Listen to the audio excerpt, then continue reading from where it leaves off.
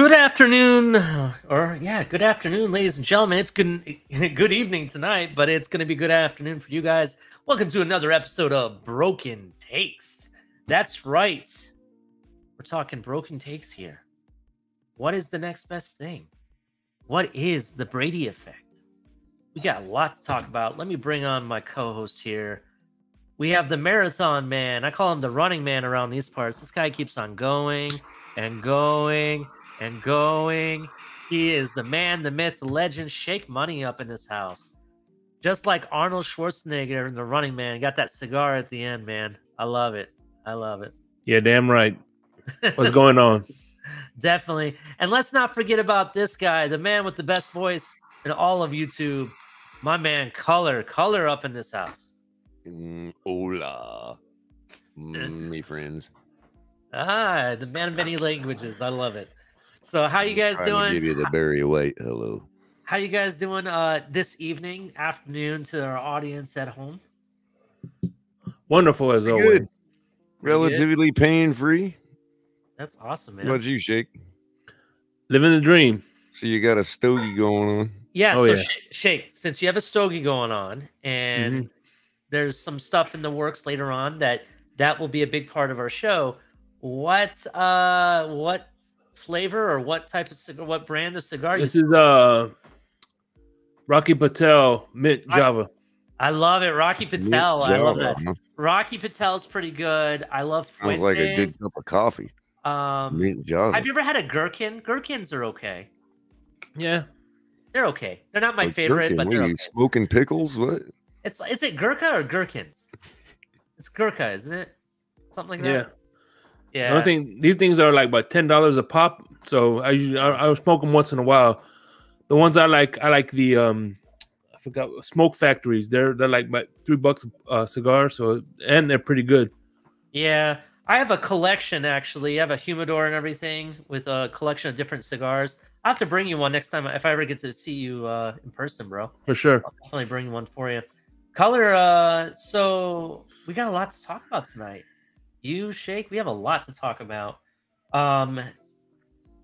Any crazy takes that you have before we start the show? It is broken takes of all shows. My broken take is that y'all are going to hit the like button. Yes. I like that. And Share the show. definitely. And speaking of that, before we get started, let's shout out to our affiliates. New seasons, new gear. Show the world what it means to be a fan in 100% authentic gear. Fanatics, officially licensed everything.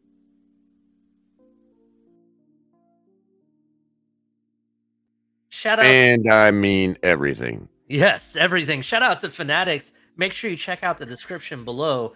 Check out the links we have there. We have a link for Fanatics where you can get your officially licensed everything, as that awesome dude, whoever that guy is that does that voice, said. Yes. Licensed Who's that guy? everything. I don't know, Carl. You tell me. By the way, Fanatics, call me. So yeah, definitely check out Fanatics. That's where I get all my collection of NFL draft hats. Speaking of NFL draft, we're at the eve of draft week, ladies and gentlemen. The eve of draft week is upon us. That's what we're going about. Then we got Doobie Energy Drink. Doobie Energy Drink has some really cool supplement energy drinks that you can check out. They claim that their energy drink, unlike others, give you a lot less jitters or that crashing effect that you would get.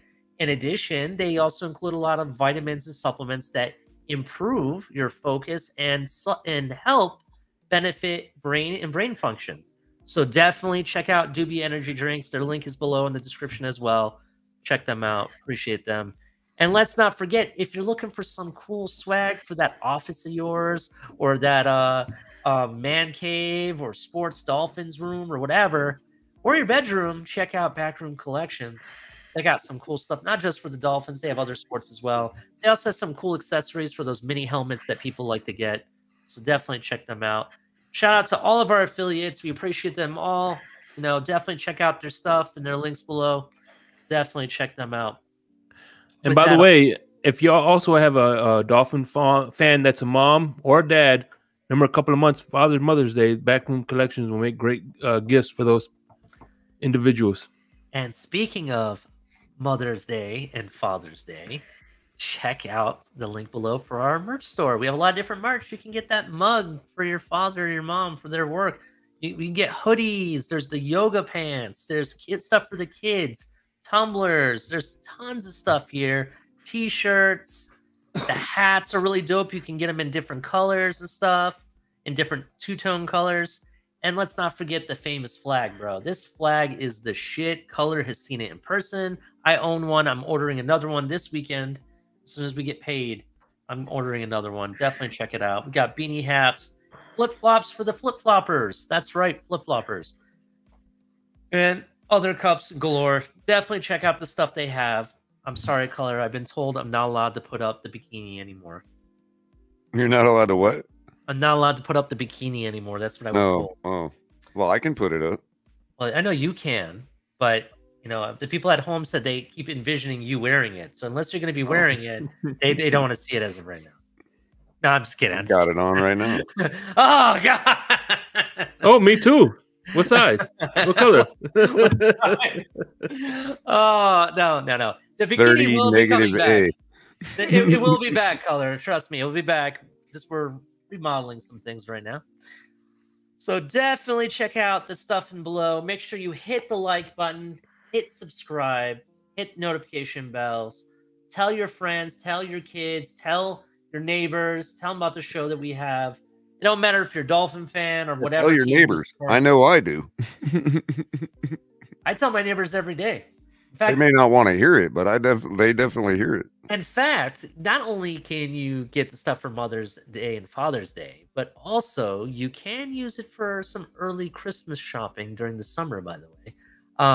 So my funny story, my brother-in-law is in this band, and they're actually up and coming. They're getting ready to play probably.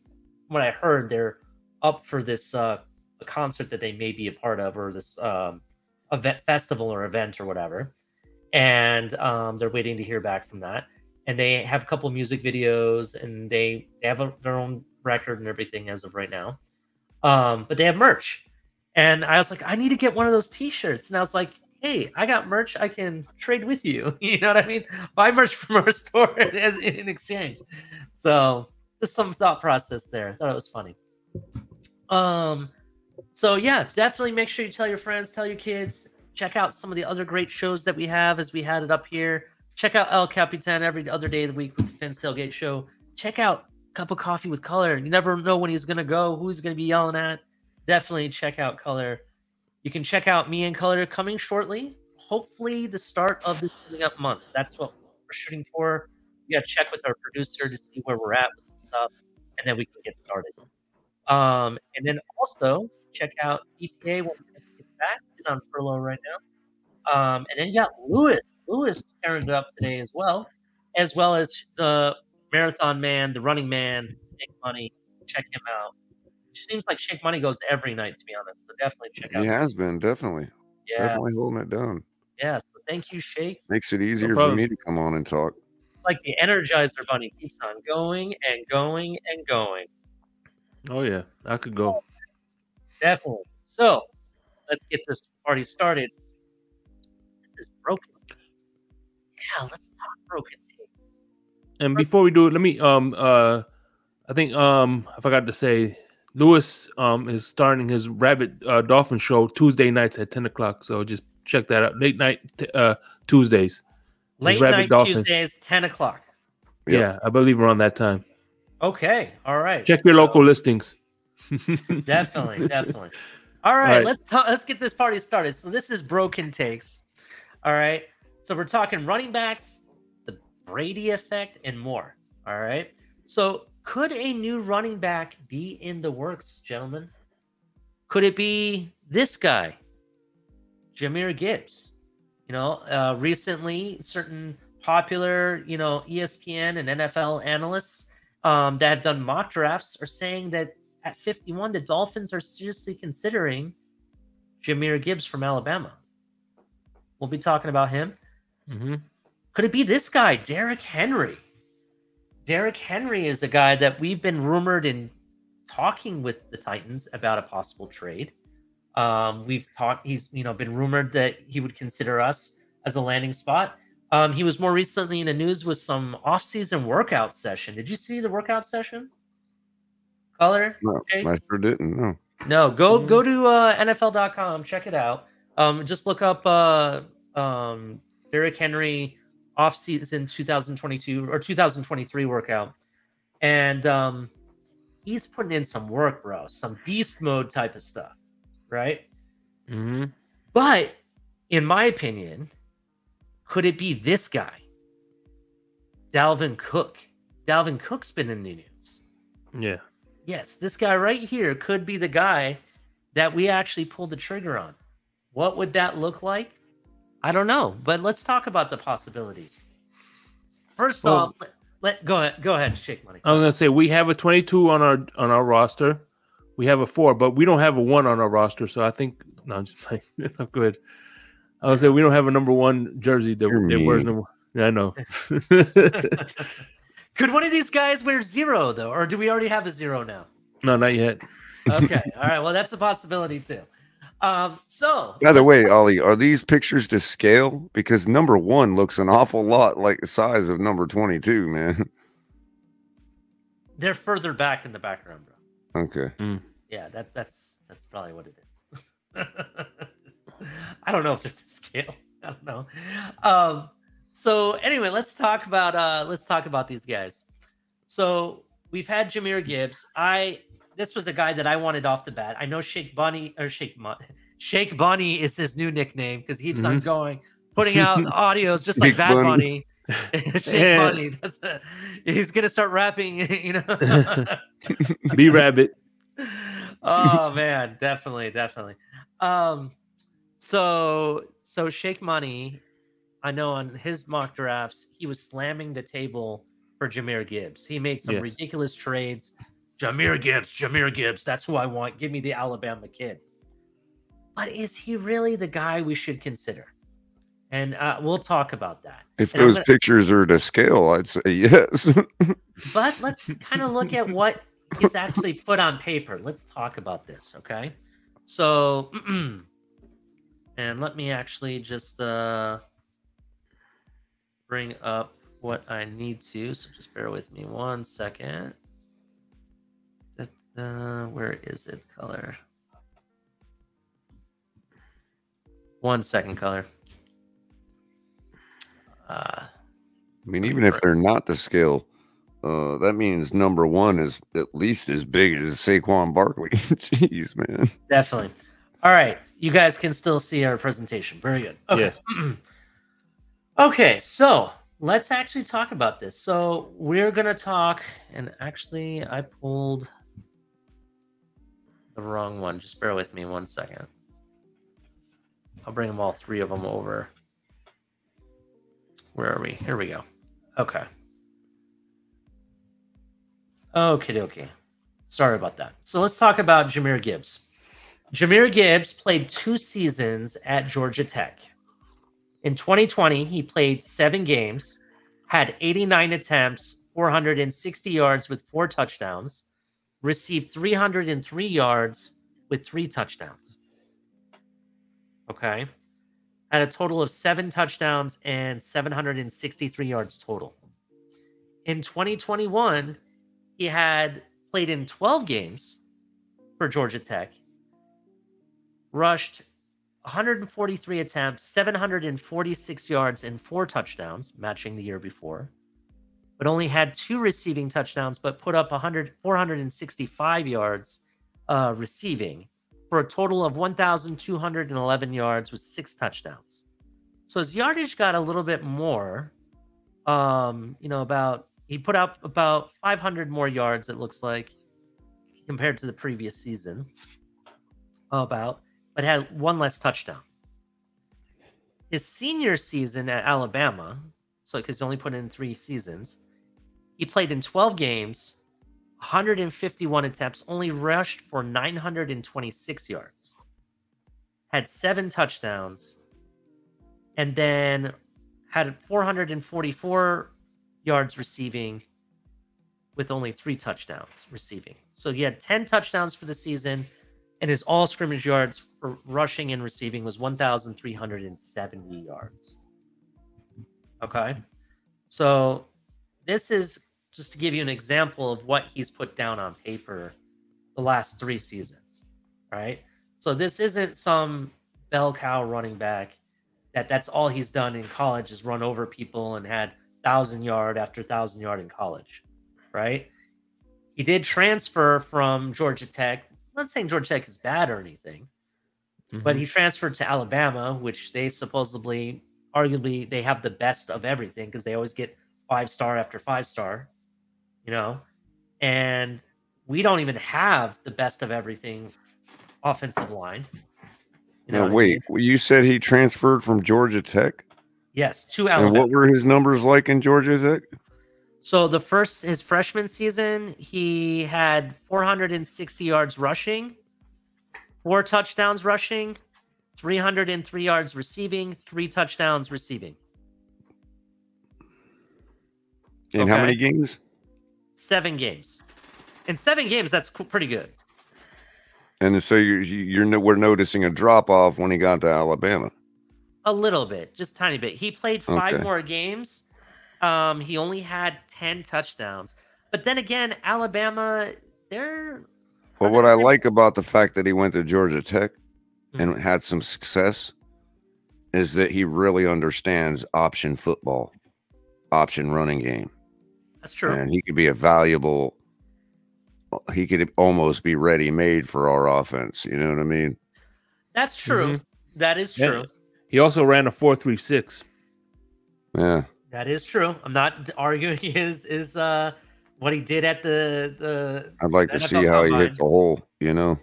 Yeah, if I could actually play video here, I would, but I unfortunately can't. Right. But you see what I'm saying? I mean, Georgia Tech is a place, especially if you're having success, where, you know, he got to really get in deep in the weeds in real pure fundamental football when it comes to running the triple option like they do. You know what I mean? And it's just, you know, that's going to be a very intelligent, skilled running back. This is true. Noticeably, you know, obviously, like you say, well, he dropped off in Alabama, but again, I mean, it's Alabama. I mean, you're in a sea of other players, and you also got a system where you're a lot more controlled by what Saban wants to do with you, you know, rather than being the feature piece in a triple option offense for a small school like Georgia Tech. Yeah, plus all their receivers and everything they have there, so that makes sense. Well, Georgia Tech, like they purposely don't evolve that offense. Like that's the place, it's one of the schools you go to, like Air Force or one of these other schools where like Army and places like that. Where your purpose is to really learn good fundamental football. Like I think Navy is the one that all they do is option like nonstop. Air Force too. Well, Air Force is kind of invented the whole kind of air raid option, you know what I mean? But yeah still, it's all, you know, even an RPO is born out of all that. You know what I mean? I hear you. And that's kind of what I was getting at. You know, like, even though he didn't put up the numbers like we would expect from some of the other running backs that are available in this draft, he has that utilization in the screen, in the flats. You know what I mean? He can be like that Alvin Kamara style running back. And I'm not.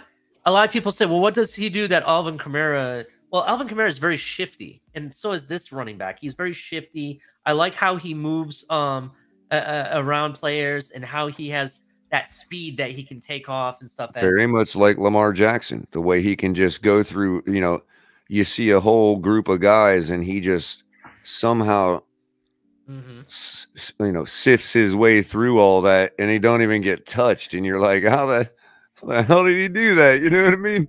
Gotcha. The mob of guys he just went through, you know. That's definitely Alvin true. Kamara can be like that too, a lot of times.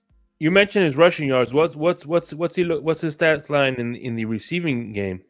All right. So in receiving, his freshman year at Georgia Tech, he had 303 yards, 3 touchdowns. Right. His second year at Georgia Tech, he had 465 yards, 2 touchdowns. And that's in a system that doesn't favor the pass. Yeah, they don't really favor the pass. Other than out of that triple option, you know. Exactly. And then at Alabama, he had 444 yards, 3 touchdowns. And that's not bad. That's not bad. I think he could be like that dual threat running back. We could definitely take off and do he things could be he could be one of those guys where you're like, the whole league's like, oh, that guy, you know, of course. Yeah. I mean, with the running backs we have here, we could switch them in and out very easily to do a lot of different things with, you know what I mean? This could be, and I'm not going to say that I'm not comparing this running back to this running back I'm going to bring up, but this is what that running back should have been, was this type of player. Who's the running back we ended up trading to Denver? He was a big bust for us. Chase Edmonds. From Arizona, you mean? Chase Edmonds, yes. Chase Edmonds was supposed to be utilized how I could see us using Jahmyr Gibbs. With that screen pass, instant takeoff speed, you know what I mean? In the passing and running game, I could see them using him very similarly to that. And I think it would benefit our offense. I think it's kind of what was missing, you know, to be honest. So that's one take on with Jahmyr Gibbs. Jahmyr Gibbs. The next guy we're going to talk about, and this is the guy who's putting out his power workouts, is Derrick Henry. Let's talk about Derrick Henry for a moment. Now, Derrick Henry has put in, what has it been, 7 seasons in the NFL? And out of 7 seasons, he's only put up 4 seasons that he put up over 1,000 yards. Now, part of that, the first 2 seasons, looks like he may not have been the main focus for the most part at Tennessee. He really blew up in 2018, where he posted about 1,059 yards rushing. And then his receiving yards, he only put up about 99 yards with no touchdowns. In 2018, he had 12 touchdowns rushing, right? Then you look in 2019. You also want to look at first downs too. Let me see if it has in relation to your next highest running back in the league. If there's a huge disparity right there, then there's where your added premium from Henry comes from. You know what I mean? Yeah, I understand. Let me ask you that's this, where it's shown. You're a professional at Pro Reference, because that's where I'm getting these stats from. Can you tell me where I'd find the first down information in Pro Reference? Usually I would have thought it would be on the main page. Like the main list. It usually is for quarterbacks. First down rushing. Here we go. First down rushing is probably what it is, right? Or just like that'll be in the first column, I think, is rushing. So it would be, yeah, I think so. I'm getting there with you. Let's see. First down rushing, he had first downs and rushing, yeah. I mean, you could add them together too. He had 50 his first in 2018. Right. 2000 his best year was he had 98 in 2020, where he rushed for 2,027 yards. That was where he was the player of the year, right? The offensive player of the year. Yeah. That was his best season. In 2021, he had a huge drop off. I think that was his injury season, right? Because he only played 8 games. I believe so. Yep. Yeah. And that and then in 2022, he brought it back back up. Not missing only missing 1 game, which would probably be the last game of the season, I'd imagine. Yeah, I think that's about right. 1,538 yards and another 65 first downs with 13 touchdowns. I mean, yeah, right back to form. Yeah, so this guy's a little bit different style running back. He's more of your pure rusher. He's going to be your goal line guy. He's going to be your bell cow running back. That's who Derrick Henry is. I also wanted to point out from 2017, we could probably even add his rookie year. I mean, I don't know how much that 22 will skew it, but in 2017 to 2021, keep going, Ollie. I'm going to get out everybody's favorite Everybody knows it. Everybody loves it. The color curator. And do some figuring real quick. Go ahead. You go ahead and do that.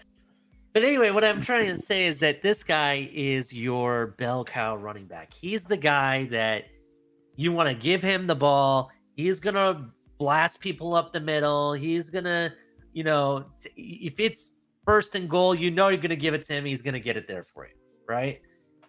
He's that style running back. He doesn't bring the receiving aspect or threat to the running game at all. I mean, he's not like, I'm not saying he can't catch out the backfield. I'm not going to say that. And actually, let me just verify if I have those stats real quick. His best season was in 2022, where he had 398 yards receiving. That was his best. In receiving, yeah, they used him quite a bit in the so that's not horrible. That's actually pretty good.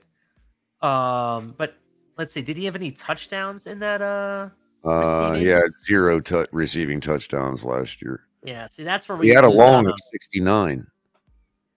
No, that's not bad, and that made up for the fact that he only had a rushing long of 56, which is what I was just getting to with the old color calculator. The calculator. Currently on the display of the color calculator is the number 79. Okay. You might be wondering what color. What does the number 79 mean? Well, last season, his longest rushing rush was 65 yards. I'm sorry, it was 56 yards. I'm sorry, and that's actually down a little bit from his average. But that was made up for by the 69-yard reception. Okay. I just did the math, and from 2017 to 2022, this is basically discounting his rookie year. He has averaged each season a long rush of 79 yards. That's what that number 79 means. Including a high of 99 yards in 2018 and a 94-yarder in 2020. So at some point in the season, Derrick Henry is guaranteed to break one for 79 yards. That's basically what the color calculator is telling me. So we're guaranteed. And if you don't agree, talk to the color calculator. I mean, it's not my fault. It says what it says. Sometimes you don't always agree with me. You know what I mean? So you're saying we're guaranteed a 79-yarder at some point, on average per season. And is that rushing or receiving? Rushing only. Okay. Now last year he had his lowest in that 6-year span. He had his lowest last year of 56 yards. But again, that was made up for with a 69-yard pass reception. I got so he's still doing it no matter what. His catch percentage career is 76.5. Okay. Last year's was 80.5, and the year before that, in the injury year, was 90%. I gotcha. Very interesting. The 80.5% last year is on 41 targets, which is a large enough sample size for me, for the percentage to play for me. I mean, when you're talking about a running back, especially one that, if you ask the average fan, would say, no, you can't catch, because they really haven't ever looked. They just assume big guy, strong guy can't catch. You know what I mean? But he actually can. His lowest catch percentage over his career in 7 seasons was 61.3%. His second year was 64.7%, but it's never been lower than 75% otherwise. I mean, just pointing out the numbers. This guy, you're talking about being able to get this guy for 10 million, if that's the number being thrown around these parts. Yeah, I know. That's the downfall. That's the downfall of it. And this is remember, this is all on a crappy Tennessee team. It's true. We wouldn't even have to feature him. His numbers would go down for us simply because we don't have to run our offense through him. That's true. In addition to it, hasn't, and correct me if I'm wrong, Color, because I don't follow the Titans enough to really be educated that much on it. How has in the past couple years, how has the Titans offensive line performed? Have they had a pretty solid offensive line? Probably he's good. I mean, they had Taylor Lewan. Okay. You know, I guess everybody liked him for a minute. Yeah. He's stellar. You know, I'm not, of course, it could be argued without looking at the numbers. Hey, they had a better offensive line. Okay. You know, but how much of that is because of the ease of blocking for a guy like Derrick Henry? I mean, this is true. I mean, the other aspect I'm looking at, the reason I'm bringing up the offensive line is because a lot of times we think that these players can just be plugged in and fit in a system, and they may not work. You know, it may not work with us where it worked elsewhere. The reason I bring this up is because there's a guy named, and I believe it's pronounced Deontay Foreman. Deontay Foreman is a running back. Used to be the backup for Derrick Henry. In fact, that season where he got injured in the middle of the season, he played for him. And I believe Deontay Foreman tore us up. Yeah, he did. Oh, yeah. I believe he freaking made us look like road tread, to be honest. Yep. I'm wondering, is it a product of their offensive line? And I want to make sure if we're going to invest the $10 million, it better damn work. That's basically Deontay Foreman isn't much smaller than Derrick Henry. Keep that in mind. They're very similar. That's why I'm asking. Is it really him or is it the system? You know, that's why I'm asking. It's probably a bit of both. It's definitely a duality. I mean, and I can already hear Crypto in the background. Shout out to Crypto,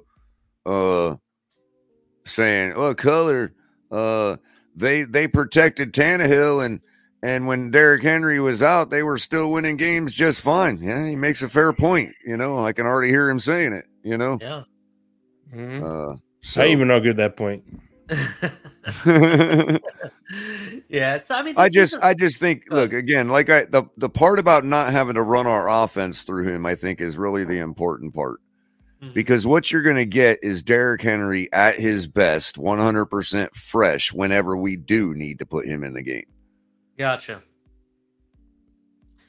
And that has to terrify defenses, especially inside the 10-yard line where, you know, the space is tighter and, you know, we spread our offense out inside the 10-yard line. I mean, who's going to stop Derrick Henry in a 1-to-1 matchup? You're absolutely right. We put him in the right matchup against, you know, let's say their smallest DB. This is true. He definitely brings that threat presence, regardless if it's 1st and goal or 1st and 20 or 1st and 10. I contend our inside the 10-yard line percentage goes up to 98%, whether he touches the football or not.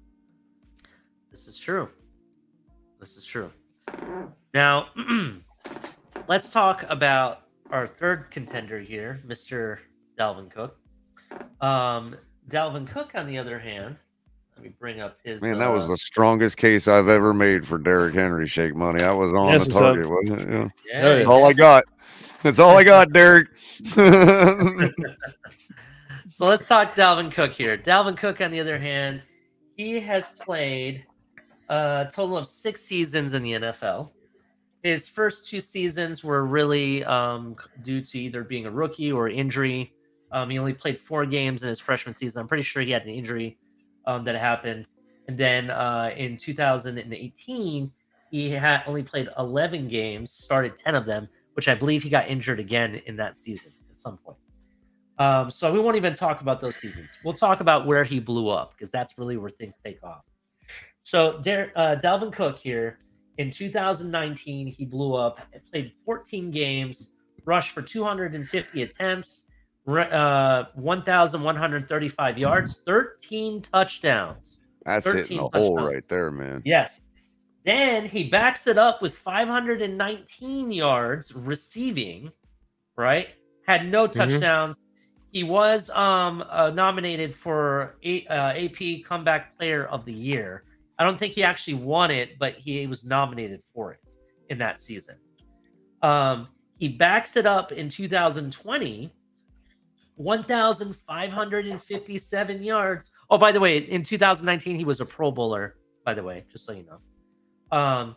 And in 2020, he backs it up with 1,557 yards, 16 touchdowns, 3 more touchdowns from the following year, right?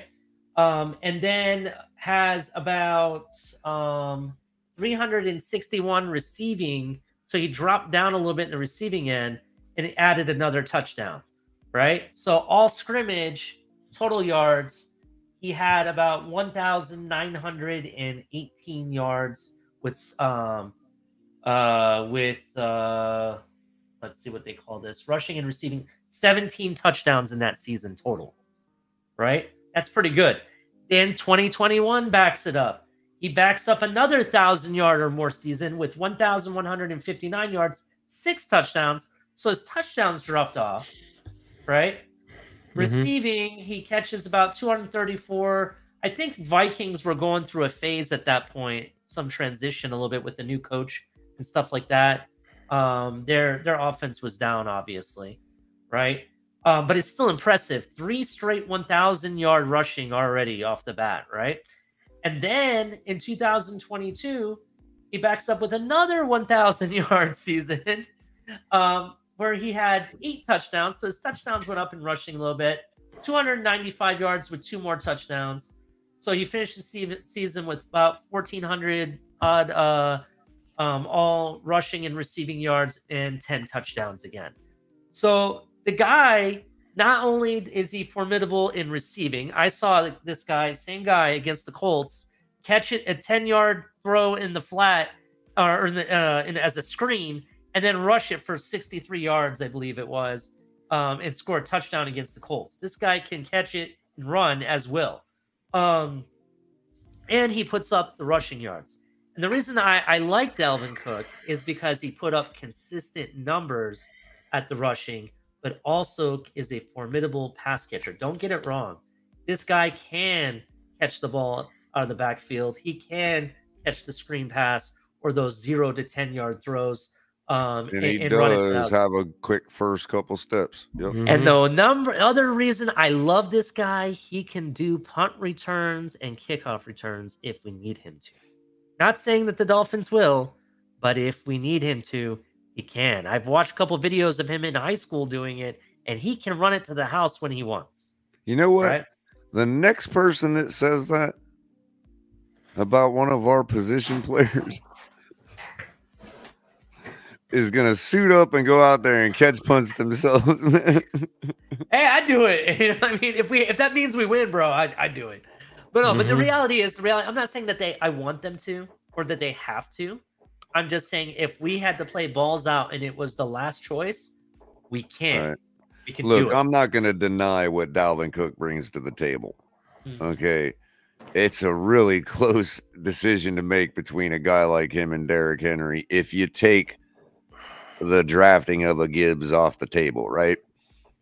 It's really a tough decision to make. You could argue Dalvin Cook fits this scheme better, but at the same time, does he really make it more dynamic? Derrick Henry would make it more dynamic, in my opinion. And but there again, Dalvin Cook hits the hole so hard, and those numbers you pointed out are a testament to how hard he hits the hole and how hard his first steps are out of the flat, you know. And he's consistently proven it over and over again. My fear is a little bit that we try to end up running the offense through him, which could tend to make him more risk of injury than a Derrick Henry. But whereas I said before, Derrick Henry would be more of a supplement to our red zone game and first down game, or our third down game. But look, I'm not going to argue that this guy isn't a superstar. I mean, yeah, it would be like having Tyreek Hill in the running back as far as that level of running back in our running back room. So, Color, do me a favor. Bring out that famous calculator and do the same tabulation you did for Derrick Henry. Do it for the longs? Yes. Okay, let me pull that up. I'll certainly do it. Yeah, I want to know what the difference is. So I'm really indifferent to the decision they make, bro. I just really with Cook. I'm gonna save It's my a little broken more. It's a little more trusting of that the coaches are going to utilize him the right way and not try to run everything through him. I understand. I'm gonna save my Mhm. my final argument is really a broken take. I'm gonna save that to the end of this segment that we're on. But I Yeah. want to get Shake Money's point of view.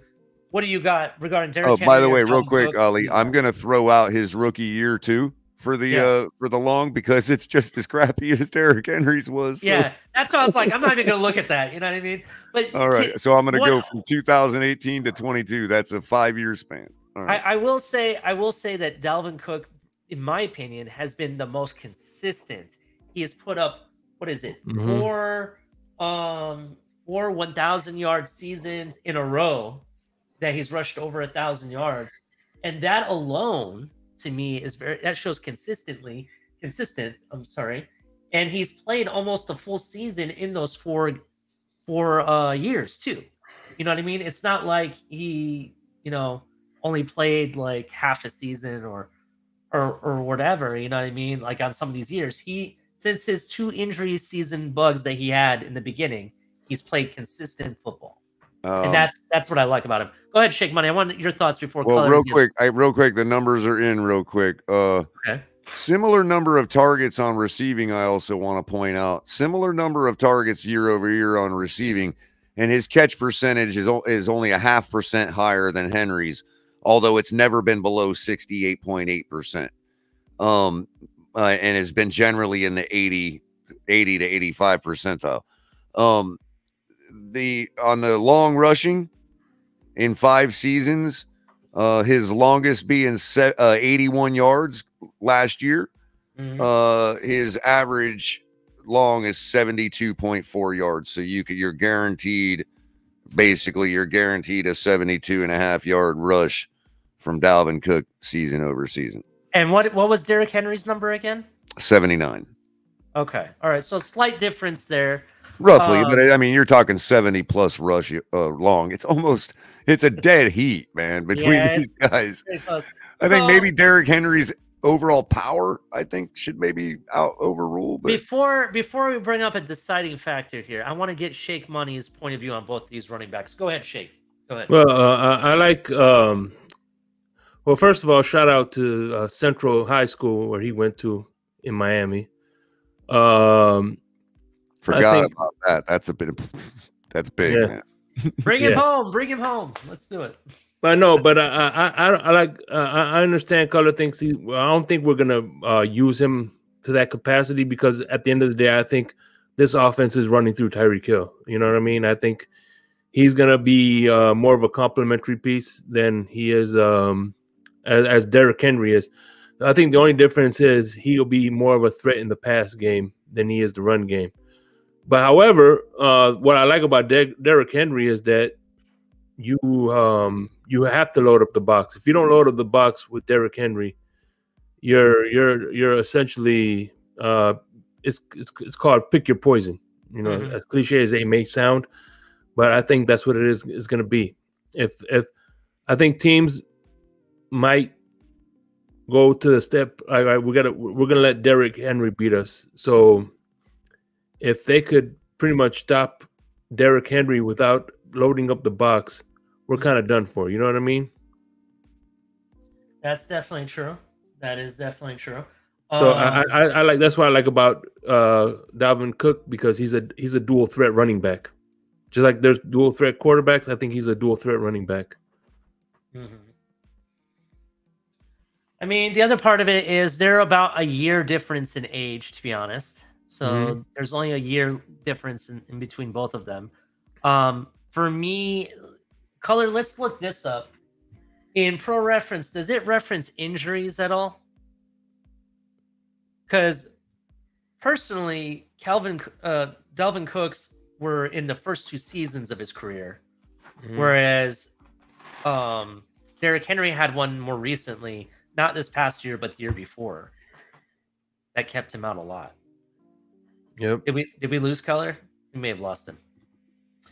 Let me see if I can bring up that information.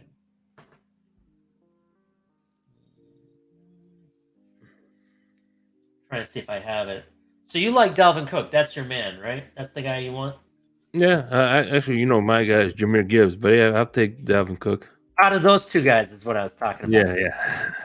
But The you reason still- I like reason I like Jameer Gibbs is because of the youth, and you know what I mean. Mhm. But Dalvin Cook that will bring leadership. But then again, we do have that leadership in Raheem Mostert, so I don't know. So it's kind of tough to. Either way, I'll be happy with any one of those running backs if I'm being honest. Agreed, man. Yeah, definitely. I definitely see what you're coming with. Color, did I you mean, hear it really about my... boils down to money.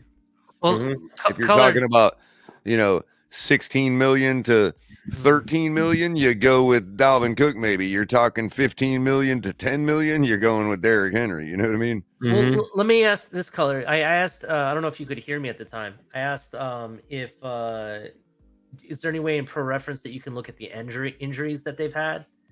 Because I know Dalvin Cook's were in the first 2 seasons of his career, whereas Derrick Henry had a serious one more recently. That's why I want to see what the difference is. What type of I'm not sure, but I do know that Derrick Henry's numbers last year show that he definitely is healed and hasn't missed a beat. Hasn't missed a beat. All right. Well, I mean, for instance, they did utilize him more in the passing game last year than they ever have. Which, to Shake's point about dual threat, his catch percentage, he doesn't have as many 80 somethings on his record as Dalvin Cook has consistently, but last year his catch percentage was 80.5 on 41 targets, which is kind of a comparable, season to Dalvin Cook's year over year. And he had 1,538 yards rushing, 13 TDs, 65 first downs, a long of 56. Again, the 69-yard pass reception. His average per game is a little down. He was at 96.1 last year, but he played 16 games. I mean, seems like he's healed. I guess that's, subjective. That's anybody's opinion, but let's see about, where'd you say Dalvin Cook's injuries were earlier in his career? Yeah, it was in 2017 and 2018. So he's either become resilient and stayed resilient from that injury, or he's about to pop again. You know what I mean? That's another subjective opinion there. It depends on what you... I gotcha. I was looking at more of like how much longer that we have, because here's the reality of it, okay? In my opinion, I do like Derrick Henry, but there's that unknown factor, like, is he a product of the offensive line or not? Right. And then don't forget, Minnesota's offensive line's nothing to sneeze at either. That's subjective. I want to say that's subjective. I think it's been stellar over the last 10 years. I've heard Minnesota fans complain about it, even Minnesota fans that were sitting next to me during the they did bring in Jesse Davis for a year, so that might have caused that. Well, actually, they traded him to Pittsburgh. That's what I'm saying, but they brought him in for like last season, didn't they? Yeah, they had him on the kick return team, I think, or Pittsburgh has him on the kick return. You want to know why? You want to know why they brought him in though? They brought him in to do their pre-interview for Flores. That's why. Right. I mean, I don't know. Look. You could argue again. Teddy Bridgewater had success with that team for the same reason. Their offensive line has been really good, man. All right. I mean, I know their own fans probably, nitpick is probably what you're hearing from their fans. You know what I mean? That's a possibility. I don't know if there's a way to look that up, to be honest. Well, just the fact that, every running back they've had there has had success. Kirk Cousins gets good protection. I guess maybe you're right. So did Teddy Bridgewater. And you know who put it together originally before he died? Tony Sperano. That is true. May he rest in peace. So, I mean, the guy who won, the only guy who's ever beat Bill Belichick for the division in the AFC East with nothing but a running game. That's true. We didn't have anybody. So I trust Minnesota's offensive line, you know what I mean? And their whole culture there, you know what I mean? As far as that goes. Mm-hmm. Yeah, I definitely understand and agree with that. This is what I'm going to go with. And this is really my broken take. We'll do the broken takes of this segment. Okay. My broken take is if Jahmyr Gibbs is not there, I think the Miami Dolphins should, in fact, go after Dalvin Cook if he is released, or even maybe consider the trade. But the trade for me would really have to depend on what we're giving up. I'm not going to give up a huge thing.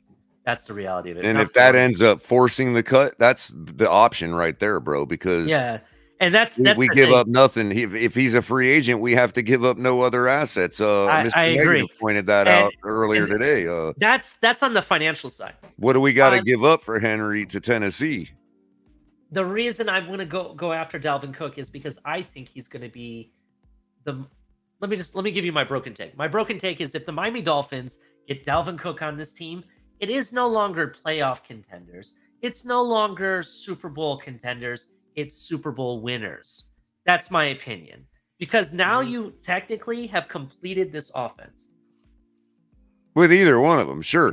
And the thing of it is, Ali, go ahead. You know, I was going to have a tough time coming up with a broken take because obviously, you know, there's a lot of lower hanging fruit on this one. You know what I mean? I understand, color, but let me just land real quick, please. Yeah, that's what I was going to say. Just I want to go last sure. after Steak because I just thought of a great one. Go ahead, man. No, it's okay. So Dalvin Cook honestly would make us a Super Bowl winner because now you've done something that changes the game. They no longer know what you have in your hand. It's no longer Tyreek Hill, Jalen Waddle, Mostert, or Wilson, right?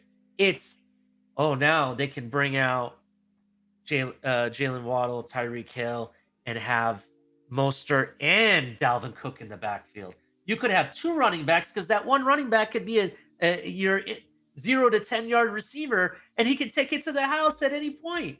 You've added multiple dimensions, not just the rushing side. You've also added it to the passing side. I think it makes complete sense, especially the fact, and crypto is going to be being on my side with this. If it really is 70-30 or 80-20, it is whatever it may be. And as Shake said, it runs through Tyreek Hill. Now you have something else because it may run through Tyreek Hill, but you know who it's going to be running through also? And they have to be just as worried. Dalvin Cook, baby. You bring Dalvin Cook here. You've completed this offense. You've made this the juggernaut offense that defenses don't. Right. What happens if Dalvin Cook goes out in motion from the backfield? Yeah. Now you have, let's say you're in a triple, and then you make it a quadruple formation for receivers in the same play. You could do so many things with this. It's not even funny. And when I mentioned special teams, that was just the cream on the top. That's only if we ever had to. That's not even the full entree. The full entree and course meal is the fact you get this guy, it means trophies. It means you, Shake Money, everybody, the whole fan base can go to a fucking parade. Get me Dalvin Cook. Amen. Mic drop. Go ahead, Shake Money. We'll start with a division pennant. Yeah. Let's start there. A hat, shirt and hat. Yeah. My broken take is if we get Dalvin Cook, we're getting middle linebacker first pick of the draft. Not first pick, but our first pick will be a middle linebacker.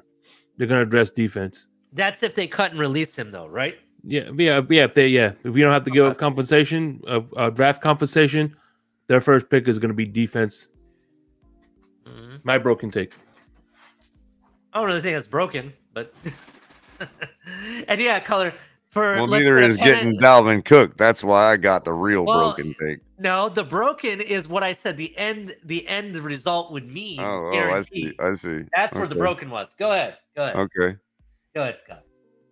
In a stunning move, after picking up Dalvin Cook off the street in free agency from being cut by the Vikings for $8.5 million. The Dolphins parlay their draft picks for enough assets to trade for Derrick Henry, and they bring both them boys in here. Boom! Color wins, broken takes again. Damn, that is broken. Mhm. Oh man, that's like definitely not gonna happen. But damn. Okay. All right. We only what 18 million? If we're bringing Dalvin Cook in and Derrick Henry, that means 3 running backs are getting cut. I don't know about that. You No, keep you don't think Mostert, so? you keep Wilson, you keep Henry, you keep so that 2v2 running backs get cut. Still? And one gets left on the practice squad. Because I'm gonna tell you right now, we bring in Dalvin Cook, I can see Ahmed or I forgot about Ahmed. Okay. can get cut, and your favorite running back might get cut Gaskin. too. Yeah, one of the Gaskin will two. go to the practice squad. I think he's been around enough that I don't think he would go to the practice squad. You're right. Well, think- okay, so Ahmed will go to San Francisco. Who Mhm. cares? Cut him. I mean, you got Dalvin Cook and Derrick Henry and Wilson and Mostert. Damn. Okay. All right. That's a. I don't think that happens, but it's interesting. I love what I see on offense. I definitely love what I saw on offense. That would be crazy. So yeah, you definitely won, Color. You definitely won. All right, it's 1-0 Color. We're gonna give him the point. Moving on to our next segment here. The next best thing. I've been talking about this kid, and we're going to continue to talk about this kid. But more recently, this kid was on the Von Miller's podcast. Let's talk about him. Jackson Smith-Njigba. Wide receiver out of Ohio State. Right? Guy is one of the pretty much the highest rated wide receiver coming out of college as well as the combine. He didn't play very much last season at all because of an injury in the very first game, to be honest.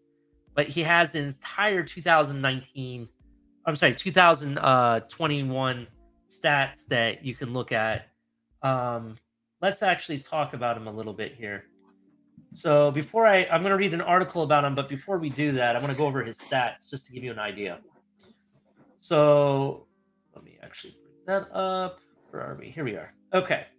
So Jackson Smith-Njigba in the 2019 season as a freshman, he only played in 7 games. But he did play, and he put up hardly anything, actually. He only had like 10 receiving yards. But he actually played in the Rose Bowl, I believe, of that season. And in the Rose Bowl, this guy put up like, I want to say it was like 400. It was almost 400. It was like 371 yards and like 3 touchdowns, maybe 4 touchdowns. It was something ridiculous like that in the Rose Bowl, right? In 2021 at Ohio State, he played in 13 games, had 95 receptions for 1,606 yards, right? Had 9 touchdowns that season. So really, he's only had one good season. 2020, he was injured pretty much the whole season. He had a really bad hamstring injury, or a calf injury or something that kept him out the whole season. So unfortunately, he didn't get to play his senior year. But this guy busted it out in the combine. I talked to Shake Money about this earlier. He had the fastest short yardage speed, and how they looked at that is during the 20-yard shuttle, he ran it in like 3.9 seconds, right? And in the 3-cone, he had the fastest rated speed for that as well. And out of the short yardage distance, he's the fastest receiver since 2017, right? They're saying the kid is actually going to be more of a slot receiver, but this kid, I've seen him. He can play the outside as well. He's one of the better route runners. He's one of the better hands catchers, the type of catches that you like, Color, with the hands, not with the body. He's pretty much one of the best wide receiver products to come out of Ohio State. Why am I bringing him up? For various different reasons. One, shout out to Brian Hartline, former Miami Dolphin. This is his best product yet. You saw the playmakers from Ohio State last year that got drafted. Garrett Wilson, Rookie of the Year, right? Chris Olave could have been Rookie of the Year, right? And you guys thought those guys were good? Well, let me tell you, this kid put up almost the same exact numbers as Chris Olave in the combine. He's much faster in the short yardage than Chris Olave, right? And he has the hands that he can catch the balls without any problem. One moment.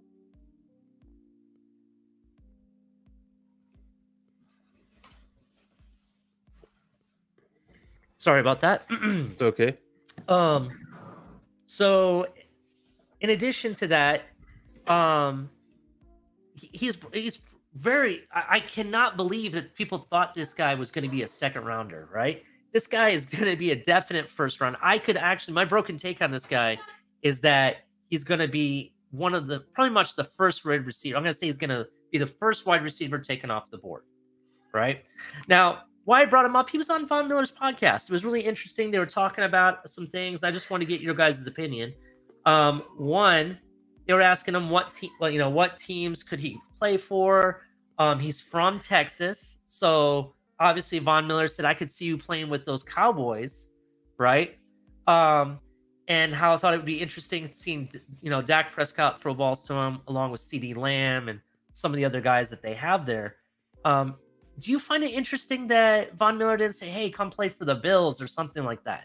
He did mention the Bills at the end, but do you think that in a position of what Von Miller is at, do you think that he really shouldn't be advertising for the Bills? Yes or no? What's your guys' thoughts? We'll start with Shake. What do you think? I mean, he could pound the table for him, but at the end of the day, does he gonna have any say in if he comes or not? You know what I mean? It's not like recruiting for college recruiting. You know what I mean? I could see if like a high school guy, hey, come to my alma mater, whatchamacallit, where you get good coaching and shit like that. Yeah, essentially, and I don't mean to cut you off, Shake, but basically, he didn't bring up the Bills and saying, "Hey, I'd love to have you," but I don't think it's going to happen till the very end of the interview. It was like the last 30 seconds of the interview. You know what I mean? So it just surprised me. I thought he would be more like, "Hey, man, I'd love to have you on my team. I would love to see what you could do." He didn't do that at all. Just found it kind of interesting. Well, the fact that he brought it up the way you said towards the end kind of feeds into what I was going to say about him.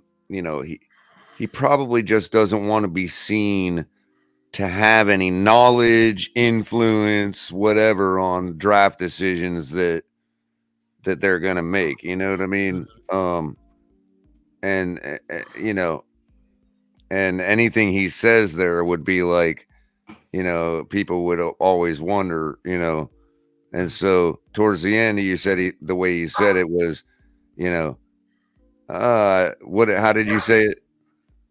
He basically said, I'd love to have you. I don't think it's going to happen. Right. He was kind of putting that out there that, look, I have absolutely no say whatsoever in how the organization drives. You know what I mean? Yeah.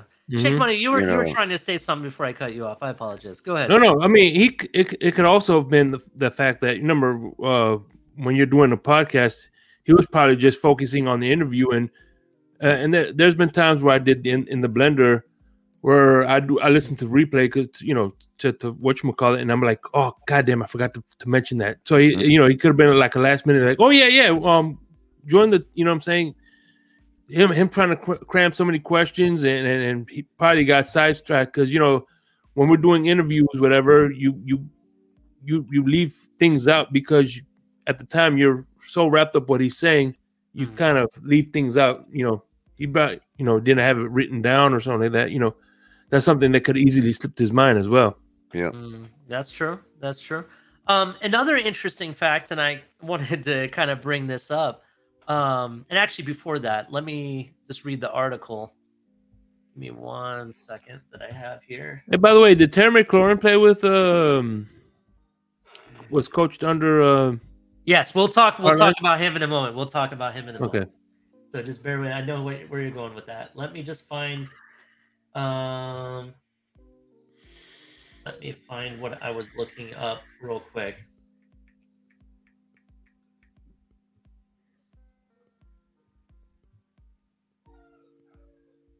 Where was it? Yeah, so even without a 40 time, Smith and Jigba's speed might no longer be in question, as he ran a 3.93 20-yard shuttle time, was the fastest among all prospects that worked out at the combine. So he was the fastest. And that's also the fastest prospect since 2017. So that was something interesting. And that's according to Mock Draftable, just so you know. His three-cone drill of 6.57 seconds was also the fastest among all prospects, beating Princeton's Andre Lasovius. I guess by 2.8 seconds is what he beat it by. So, granted, he doesn't have the elite speed. I think what they say about him, and I've heard other top receivers that were former receivers in the NFL, such as Steve Smith. You've heard me talk about the short distance yardage and whatnot, and speed and whatnot. That's where I was getting a lot of this from. He has said he doesn't have the elite speed, but he has short distance quickness, that he's so fast in that short yardage that he can get ahead of you and he knows what to do with it, right? So part of my broken take is the fact that if the Buffalo Bills were to get this guy, I'd be afraid of the Buffalo Bills. Because I think, in my opinion, I think he has the talent to be better than Garrett Wilson. And you saw what Garrett Wilson did last season. I think he's better than Chris Olave in certain aspects. And I think he has better hands than both. And he runs better routes. This is my opinion, right? So my broken take is, if somebody, and he's also been slotted possibly to be taken by the Patriots, which is scary, but at the same time, we don't know what's going on with their quarterback position, so I'm not too worried about the Patriots. I'd be more worried about the Bills getting him and knowing what to do with him, to be honest. So that's my broken take about Jackson Smith and Jigba. But something else that Von Miller brought up, he asked them, who do you look up to? What are some of the top wide receivers that you've played with or have come out of Ohio State? And then he asked the question, is Ohio State wide receiver you or not? Right? So I actually looked it up, and he named some quite same players that I'm about to look up. So I looked up some of the players that Jackson Smith has played with, along with the best wide receivers that have come out of Ohio State over the past, recently. Some of them are still in the league. Some of them are former Dolphins, who I was surprised. One of them, I talked to Shake Money. I couldn't even remember when he was a Dolphin. That's how long ago it's been. But let's talk about it. So we have Garrett Wilson and Chris Olave. Those are the two guys that got drafted last season. Both of them were, definitely in for the offensive rookie of the year. Really showed out, big time. Then you got guys like Chris Carter, former Dolphin, Hall of Famer. You got Michael Thomas. He plays with the Saints, plays with Olave. He went to Ohio State. Here's another famous guy, used to play for Seattle. And I also believe at one point, I think, and somebody correct me if I'm wrong, I think he played for Dallas, Joey Galloway. You're looking at guys like the guy that Shake Money's talking about, Scary Terry McLaren, played for Ohio State. Ted Ginn Jr., Santonio Holmes, famous Pittsburgh Steeler. Terry Glenn, we all know who Terry Glenn is. Used to play against us, twice a year? David Boston, he played for the Cardinals and Chargers originally. And played for the Dolphins for a season, right? Was it one season? Yes, I believe so. Yeah. Michael Jenkins, Curtis Samuel, he's still in the league. Anthony Gonzalez, Harris Campbell, who I believe plays for the Colts. Now he plays for somebody else, I believe. I think he went to the Giants, if I'm thinking correctly. You have guys like Brian Hartline. These are some of the receivers that he's played with. The list goes on. You want to go further back, you had guys like Keith Myers or what's his name? Keith. Where's his name? What was it? Shake Money. I looked it up earlier. Keith Byers. I think. Oh, Keith Byers. Yeah, yeah. He played for the Eagles. Heath Ledger. Not Heath Ledger. No. My point is that Ohio State, as of recently, has been putting out receivers, top-rated receivers every year. Now, in fact, I think the Jets took Delvin Smith. I think it was either the end of the first round or the beginning of the second round pick. He didn't end up being anything for them, but they still get drafted very high, and they're highly rated. Do you think they're wide receiver you, or do you think teams like Texas A&M, or Alabama, who do you think has wide receiver you truly? We'll start with color. That's a good long list of wide receivers, bro. Yeah, it's. I couldn't believe some of the names. I was like, holy shit, I forgot he went to Ohio State. There's a lot of people that have played on, as a Buckeye, that have made a name for themselves or were highly rated at some point. Anthony Gonzalez, I think, is a congressman now or something like that. So I could be wrong about that, but I'm pretty sure he ran for some office or something. But it's pretty interesting. But what do you think? What do you I mean, think? everybody has their one or twos. I mean, you got the Hurricanes put out Irving, and yeah, but I mean, that's a long list of A minus B plus wide receivers. You know what I mean? Oh yeah. In fact, it's hard to compete with that list. Definitely. Yeah. And then what it gets even scarier, thanks to Brian Hartline, former Miami Dolphins, he's been tapping into that Miami and Florida connections that he has, and has been recruiting top-rated 5-star receiver after 5-star receiver right here from Florida, bro. In fact, I think it's the 2024 recruiting list or whatever they have, the commitment list. I want to say 2 of the receivers are from Florida, and they're like 4- and 5-star recruits. I mean, you know what I'm saying? They're getting this every year. It's another 5-star wide receiver out of Florida. I'm like, it's very interesting. It's pretty interesting that that's where they're piping them out of. But he's also now the offensive coordinator, correct? He got a bigger responsibility. Yeah, but he's also does recruiting as well. He's considered to be one of the top 2 recruiters in the college football today. Over the last 3 seasons, he's been pumping in like top-rated receiver after top-rated receiver. I think in the past 2 years, the past 3 years, it seems like there's been a 5-star wide receiver recruits on the list every year. So that's what Brian Hartline's doing. I just found that kind of interesting.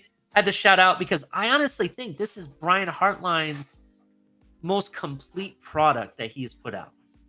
From his coaching, being the wide receivers coach, and what he's developed, I think we're really going to see it from this guy versus a team like the Jets when you saw Garrett Wilson. Garrett Wilson's really good. Don't get me wrong.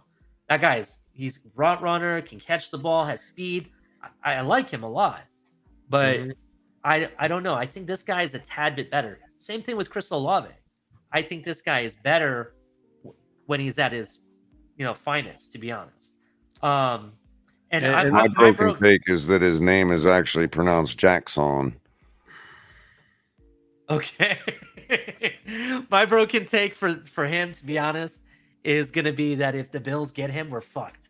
That's what. Well, because of the X and the S both being there, you're supposed to really draw both out. So it should change the accent to Jackson instead of Jackson. That's a good point. I don't know. Jackson. Yeah, Jackson, Jackson. You know what I mean? They've always said Jackson. Or even, you could even say the X is meant to be a Z in front of the S and say it's pronounced Jason or Jazzon. It's Jackson. Like Jazzon, or, Yeah. I'd love to talk to his mom about that. His mom is the only one that will know for sure. Yeah. If you get a chance, go check out Von Miller's podcast with Jackson Smith and Jigba. I enjoyed an interesting spelling for the word.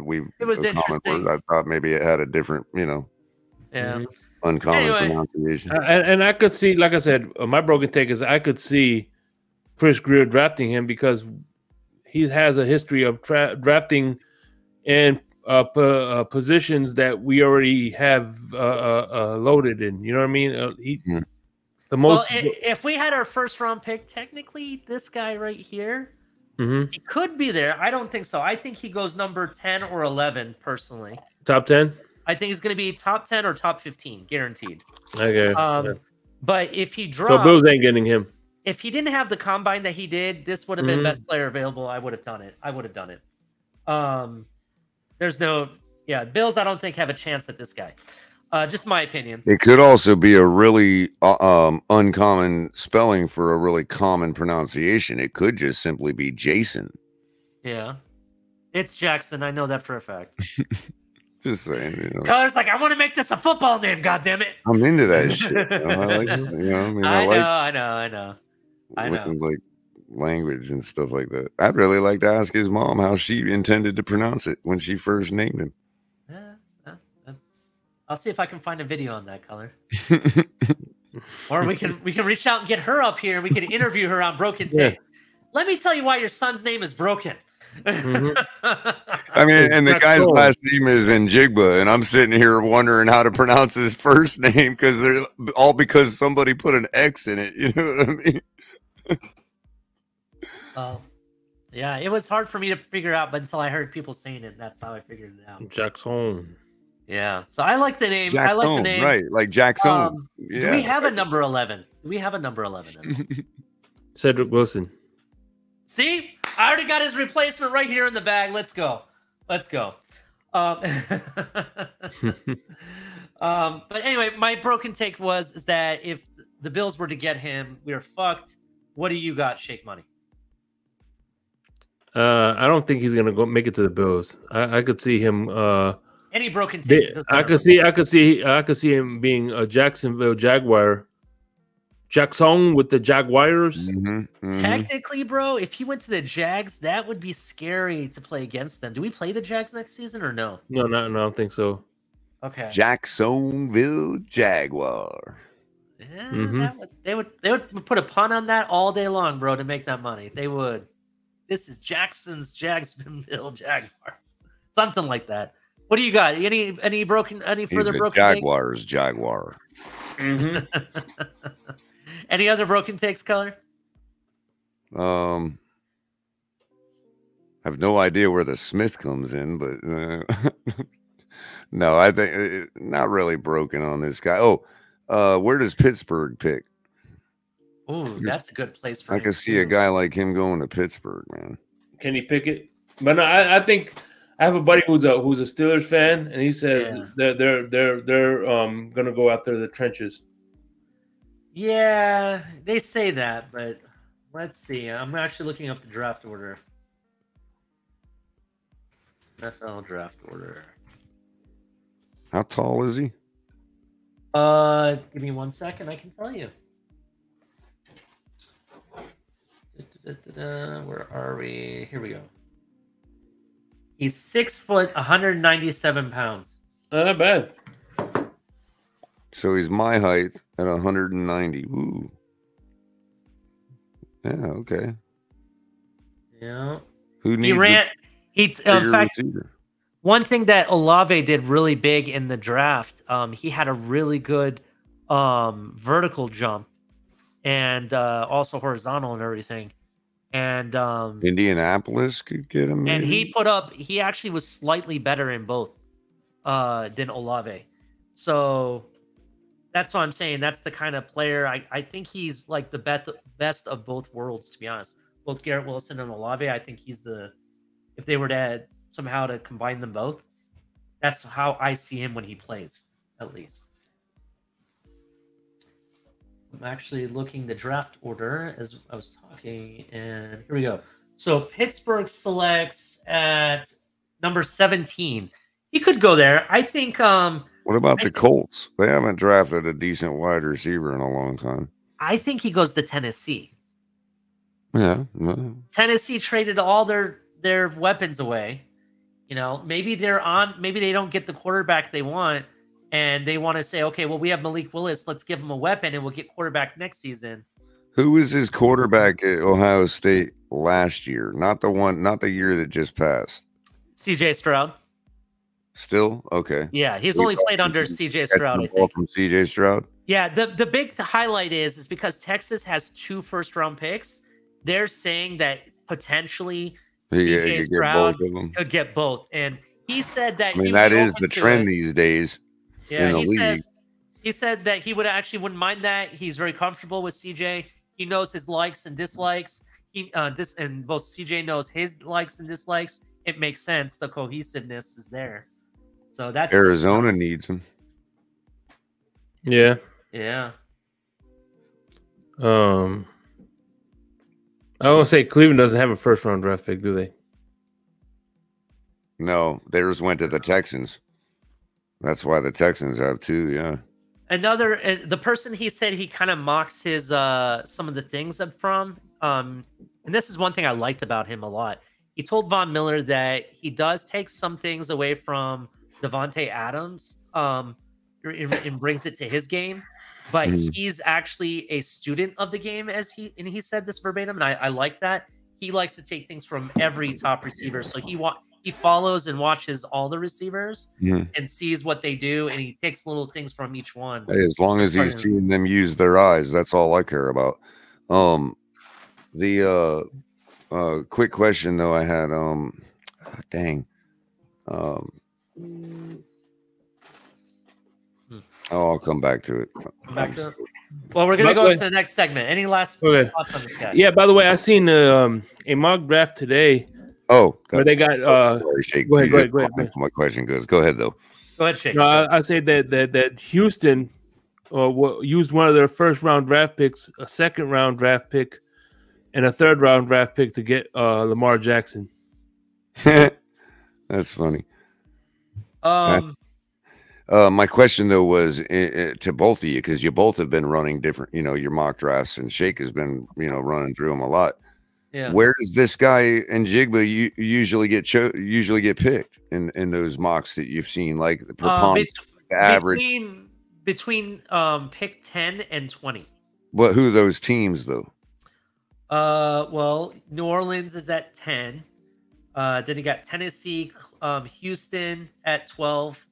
New York Jets, New England. New England is a lot of people are thinking New England's going to take this guy if he's there. That's what a lot of people are thinking. I tell you what, Green Bay, that's a possibility. Washington Commanders. Who's the quarterback Commanders have now? Or they don't have a quarterback? They don't have a quarterback. It'd be funny if they do draft a quarterback, a wide receiver in Green Bay. Aaron Rodgers like, whoa, you could have fucking did that when I was your quarterback. Exactly. Well, you want actually, here I got a second broken. I think Wentz is still technically the guy. If Green Bay Washington is on the clock and they take Jackson Smith and Jigba, then Aaron Rodgers is going to be like, "Fuck the Jets, I'm done. I'm gonna retire as a Green Bay Packer." He's gonna go play for Green Bay for the rest of his career. That's a broken take right there. That's what's up. Hey, by the way, this Saturday we're gonna do one last mock draft, obviously, because whatever, because draft is next week. Yes, the eve of the draft. Go ahead. Yeah, Color, we'll be more vigilant on Jackson. I'm gonna be more vigilant where he lands now. Right on. We do the mock draft. Yeah, we'll do it. We'll do a few of them, and sure. So, any last words on this before we move on to the next segment? Almost. Sorry. You had one you were going to talk about. No. That was what I was saying. That was the question I had, was where he's been landing in your guys' mocks. Gotcha. But as far as the Commanders, just to quickly answer the question you had about quarterback, they have what, really? Oh no, they have Jacoby Brissett and Jake Fromm and Sam Howell. Yeah, they don't have anybody but Sam Howell. I think Sam Howell is going to be their guy for right now. What? No faith in Jacoby, bro? Come on, man. Yeah, but he's not the guy for the future. You always want to build an organization. I know, I'm kidding. So Sam Howell was a top-rated quarterback coming out of the draft. I mean, technically, you don't think Jacoby could be the next Doug Williams, man? Come on. It's possible. That's why I can't stand that owner, man. It's like, God, I'm so glad. Did they sell the team? Is it official now? Magic Johnson owns it. Magic Johnson. I don't know if they've sold it yet, but he's gone. I mean, for all intents and purposes. this is crazy. Magic Johnson has his ownership ties to various different teams. He owns a part of the Dodgers, from my understanding. He owns a part of this NFL team, and I want to You said say, Magic Johnson? yeah, Oh yeah. He owns part of the Dodgers, I he believe. owns Yeah. part of the Dodgers. He also owns part of this team now, and now I want to say he also owns a hockey team or part of a hockey team. I think he has multiple teams of partial ownerships. And by the way, still alive. Yeah, rock and What's roll. he going on after his diagnosis of HIV? How long has he been alive since then? Like 30 years? Well, you do know he got cleared of it, right? He is completely free of it. Oh, so he made it to the point like below testing positive again. Yeah, he's completely out of it, gone. So whatever they did, bro. How far we've come, dude. Like that's just amazing. They have medication that can help. I mean, everybody was saying when he came out public with it, everybody was like, "Oh, well, he's rich, modern medicine, healthy lifestyle. He should be able to live about 15, 20 years. Don't freak out, everybody." And he's going on what? And now testing negative. You know what I mean? Like, geez, man. And on top of it, bro, let's not forget that in the last, I want to say it was the last season he played, because he only played for, I think, a year after that happened. He still played at a top level when he came back. Yeah. So it wasn't and good for the league. The NBA. I mean, nobody was out there, boycotting games or anything, worried about any kind of juices getting flung around or nothing. Yeah. Everybody accepted it, and that was kind of one of our major transitions in society. Yeah. When it came to that issue, was here's this guy and watch him live a full life. Yeah. Definitely. Yeah, he came out 1991 with he had HIV. So that's he was part of the Showtime world, man. I used to love watching Showtime. Showtime in the NBA was the best. That was the best era, I think, of basketball, personally. That I want to say between the Showtime era up until like the first 2 or 3 years of Kobe winning back-to-back championships, and then after that, my love for NBA kind of died a little bit. But it's been 32 years. Yeah. Wow. Yeah. And he keeps on going, bro. He's gonna keep going. So let's keep the show going. We're gonna stick him in the Guinness Book of World Records or something. Longest life after an HIV diagnosis. I don't know, Color. Wow. All right, let's talk about our primetime subject tonight. The Brady effect.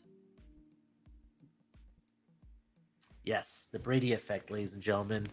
The many faces of Tom Brady. So, Tom Brady in the news recently. He was at a tech company's convention, essentially, for tech networking and small startup company business expanding and everything. I believe it was called Merge Americas. It was right here in Miami, and he was on stage and they were doing an interview, and they asked him, you call Miami home now, and since you're in Miami and you're living here and it's been part of your life, do you think maybe you'll come out of retirement and play for the Miami Dolphins? And what he had to say is that he does have a lot of friends now that he's no longer associated. He had to put that in there first. Now that I'm no longer associated with another team, I do have a lot of friends here in Miami that played for the Miami Dolphins, and I definitely wish them the success. But he didn't say, no, he wasn't going to play. He didn't say, no, I'm not coming out of retirement. He didn't say he wouldn't come to Miami. Those are the things that he left out of it. Yep. And remember, our wide receiver coach is a good friend of his.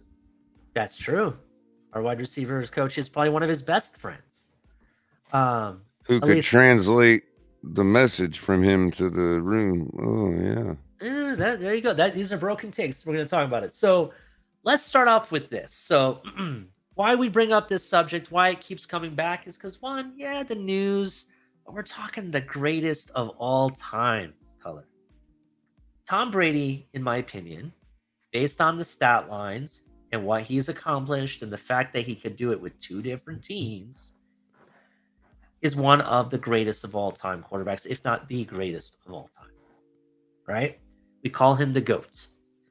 Well, if that's the case, no wonder this guy is in the news all the time. No wonder people want him to play for their team. It's a win-win. It's a win-win for the organization. It's a win-win for the fan base. It's a win-win for football in many different, worlds. Now, in our current status of our current quarterback, we're coming back from an injury-plagued year where we had to deal with concussions. And some of those concussion issues have become more serious, where our quarterback has actually had to think about retirement. He mentioned that in his interview the other day. You and I have talked about it. So both you and I, Shake Money, have talked about it. When you're coming back from an injury like that, you definitely have to think about these things. You have to think about the longevity. Now, a lot of people are trying to praise him because he wants to play for his kid and see his kid, have his kid watch him become something big and whatnot. Yeah, I praise him for that, but he has to do what's smart. And a certain person in the media, you guys know him as the host of The Herd, brought up that the Miami Dolphins need to start having adult conversations. And I've mentioned publicly and privately that I think the Miami Dolphins have already had those conversations. They're okay with Tua in the sense of the short term as of right now, because one, we signed him to his 5th-year option, right? We're not tied down to a long-term deal like some of the contracts we've seen signed by other quarterbacks. So we're not in any handcuff situation. We're doing good by Tua by giving him that 5th-year option because it's guaranteed money. He's getting guaranteed money in his 4th-year season as well, right? So, that we're doing good by him by giving him the money. But at the same time, let's say he doesn't work out next season and we do have to move on, right? We can easily either eat that money up or we can look to, maybe there's a team out there that wants to trade for him. Maybe it wasn't a matter of injury next season. It's a matter of just lackluster play. Maybe he shits the bed. That's a possibility. Not saying that will happen, but I'm just saying anything is possible. So if that's the case, the Dolphins could very easily move off of him, get whatever they can. And they're giving away a cheap contract compared to anybody else, what, people like Daniel Jones are getting, or what some of the other quarterbacks in the NFL and what they've gotten recently. Exactly. We've defined our losses. Yeah, so we defined our losses. So really, why I bring up Brady and why I'm bringing up Tua, I'm not saying that, we're getting Tom Brady right this moment. No. But Dolphins definitely have him as a safety net, in my opinion, in their back pocket. We're getting into the stretch of the season. The trade deadline's over. Boom. Something happens, God forbid, because I got a wood desk, so I'm going to knock on wood. Me too. Yeah, so nothing happens. But let's say it does, and Tua has another concussion, or Tua gets injured, some other injury, right? Or let's say our quarterback, this is what I brought up earlier. What if we have a season where the quarterback plays like shit? You know what I mean? Like what we did against the Green Bay Packers on Christmas Day. Now, I'm not saying that was because of concussion or that it wasn't. I'm just saying I'm going with the narrative that he played like shit in that game and we didn't have a reason, and that's what I'm going with. Shot the bed. Yeah, he shot the bed. So let's say that happens. You have Tom Brady you could sign towards the end of the season going into the playoff run. You know what I mean? Tom Brady doesn't have to have the pressure of playing a whole season. You know what I mean? You and I already made the conclusion that it's very possible that him and Wes Welker talk. So they talk shop. They probably talk strategy. He probably knows a lot of the plays already because of similar stuff that they ran in New England and in Tampa Bay. You know what I mean? It's very possible. And also Wes Welker knows all of Tom's likes and dislikes as well.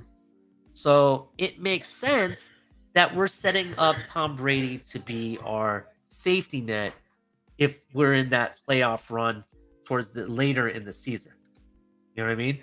That's my broken take. I'm saying if the Miami Dolphins, something happens where Tua doesn't look like the guy, or he goes down, but we still have enough wins that we could make the playoffs, I'm willing to bet money that Tom Brady becomes a quarterback if it's not another quarterback that we bring in by trade deadline. What do you think, Shake? What's your thoughts process? Well, the only thing I promise. Look, the thing about it is, when he was with the Buccaneers, he struggled a little bit his first year because timing issues and things of that nature.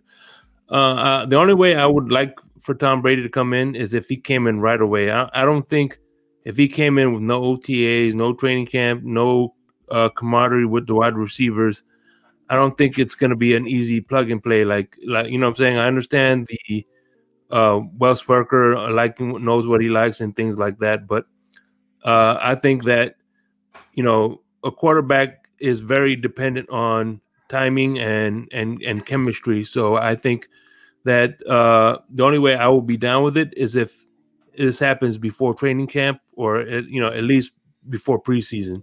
Mm-hmm. So there could be some kind of camaraderie there. Other than that, I think if Tua goes down, if our backups aren't doing the job, then we're just SOL. Okay, that's definitely a possibility. What do you think, Color?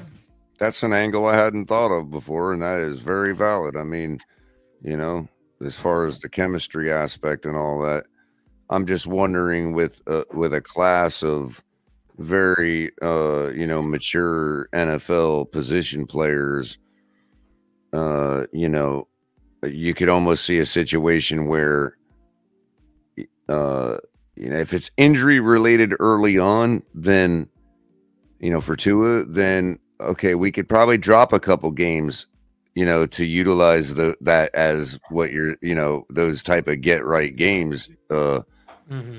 If, you know, if they're trying to avert a drop off because we're 6-0 and now we're 6-2, you know, and then you bring Brady in. Well, let's say we drop a couple games there because of having to get right.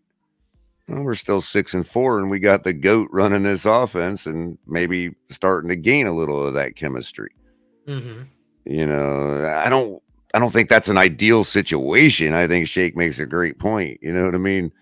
Ideally you want to have him right in out of the gate in training camp. But they haven't decided to make that move. And what, you know, as far as going back to Cowherd, what he was also saying was that, you know, he kind of disagrees a little bit with Ali, or I should say vice versa. I don't know. Both, I guess. But he says, I don't mean to cut you off real quick, Color, but he's saying that the Miami Dolphins need to have the adult conversation and what their focus is for this team. And I think they've already had it, and they're really using Tom Brady as the safety net. Right. Well, in Cowherd's opinion is that they need to formulate the plan B. The plan B should be drafting a quarterback at 51 this draft. And I disagree. And immediately executing plan B if Tua gets even one concussion. Interesting. You know, that's his idea for plan B. Now, his idea for plan B might be different, and I think that you're right. I think the adult conversation has already happened. Yeah, I think if you're looking at maybe moving off of him eventually and getting a real quarterback for this team, let's say you really have the best interest in this team going forward, and you want to make sure you have the right guy. Let's say you don't think Tua is the right guy at this point, or let's say you're really just doing this to see, you know, for our short window, but you really want to have the guy for the future. This is not the draft to do it. You don't have a first-round pick in this draft. I think what you're going to do, if it's not Lamar Jackson, right? Because that's the last best hope I think we can get, outside of making a miracle trade for Aaron Rodgers. I don't see that happening, but, you know, if that were to ever happen, then you're looking at the 2024 draft. And I think the quarterbacks in 2024 are better than the 2023 quarterbacks, right? So at pick 51, I ain't looking for a quarterback. I'm going to trade back if my guys aren't there right? I'm going to trade back, pick up more draft capital, and maybe some of that capital can be 2024 capital, and I'm going to use all that capital for 2024 in getting the quarterback I want in 2024. Right. Because the only place I disagree with Cowherd a little bit is that, well, first of all, he also makes the first point that we all need to hammer again, is that this is a different discussion. If it's a running back, we have no problem. Well, like he said, he's like, an organization can like a guy. If it's a running back, they can like the guy, but if they don't like him on the field, then no problem, cut bait. No. But when it's a quarterback, it's not that easy, and he thinks that that's the situation we're in with Tua, is that here's a guy with the organization really likes, but they know that, especially based on his own admission to already having contemplated retirement from the business perspective, could you really even envision that long term? And so plan B needs to be executed now. You know what I mean? But the same time, where I would differ with Cowherd is that in this particular draft, whether you draft somebody 4th round or at 51, you're getting just about the same kind of project. You know what I mean? So yeah, I just don't see anybody in this draft like. I like the idea of picking up a quarterback, but I don't care if it's later rounds than that. You know what I mean? Yeah, if it's the 6th round, we could pick up Bennett, that quarterback out of Georgia. Yeah. And like you said, just because you pick up a quarterback like that doesn't mean anything. The Patriots did it with Garoppolo. And Brady went on to had a couple more championships under his belt, you know what I mean? Or, so, it is what it is. And Brady wasn't picked at 51. He was a 6th round quarterback. Yep. It's better not working out. The guy up front is a star and continues to be a star. It's better that your pick didn't work out because of that than anything else. Yeah. Personally, in my opinion, in the first 2 rounds of the draft, you're always picking a starter. It doesn't matter if they're a superstar or not, but you're picking a person that is going to be a starter, right? Well, in our case, he may have to be a starter. I understand, but I still don't see it happening. Look at our history with 2nd-round picks with quarterbacks. Would he be good enough to be a starter after the 13 games that Tua is going to put in? And by the way, I just thought of something cool. Tom Brady is pick 199th, correct? Yeah. Dan Marino Boulevard is on 199th Street. Wow. Damn. That's holy crap. Man, shake money with the karma stuff. Damn. Stunning, bro. Stunning. That just shook me to the core, man. Yeah. Definitely. So my broken take with this is the fact that Brady, I think, is a perfect safety net for the Miami Dolphins. They can regroup what they want. They can use this draft to do one of 2 things: either shore up the other positions of need and add the depth that we need, let it be linebacker.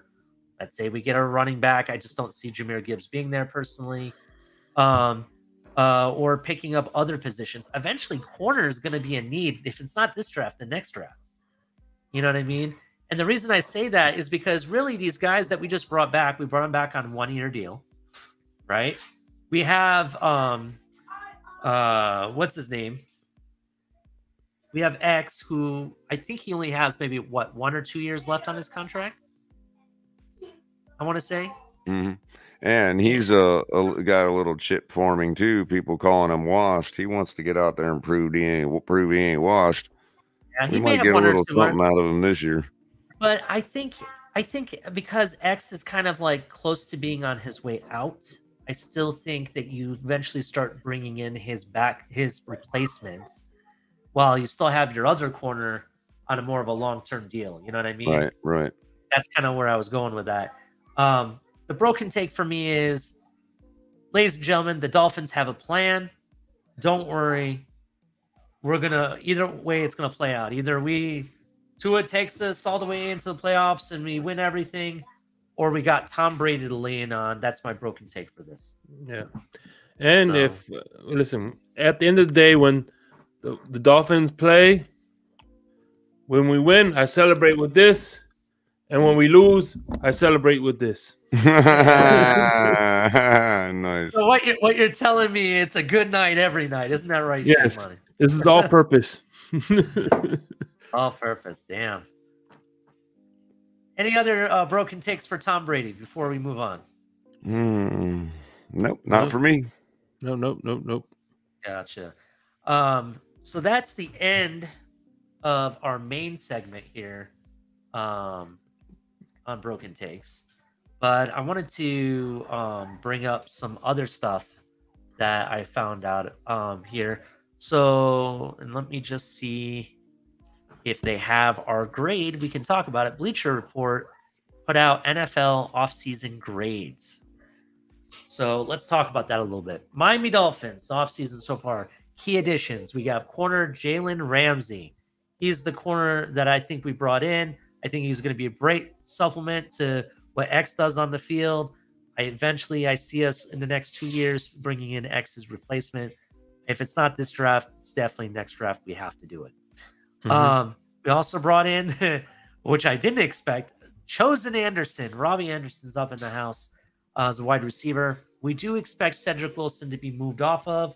Now, Greer recently made the statement that they weren't really looking to move, but they are taking calls on Cedric Wilson, and they want to do right by him. What that means is, does that mean they want to see where he wants to go and what he decides, and that's what happens? Or, what does that mean exactly?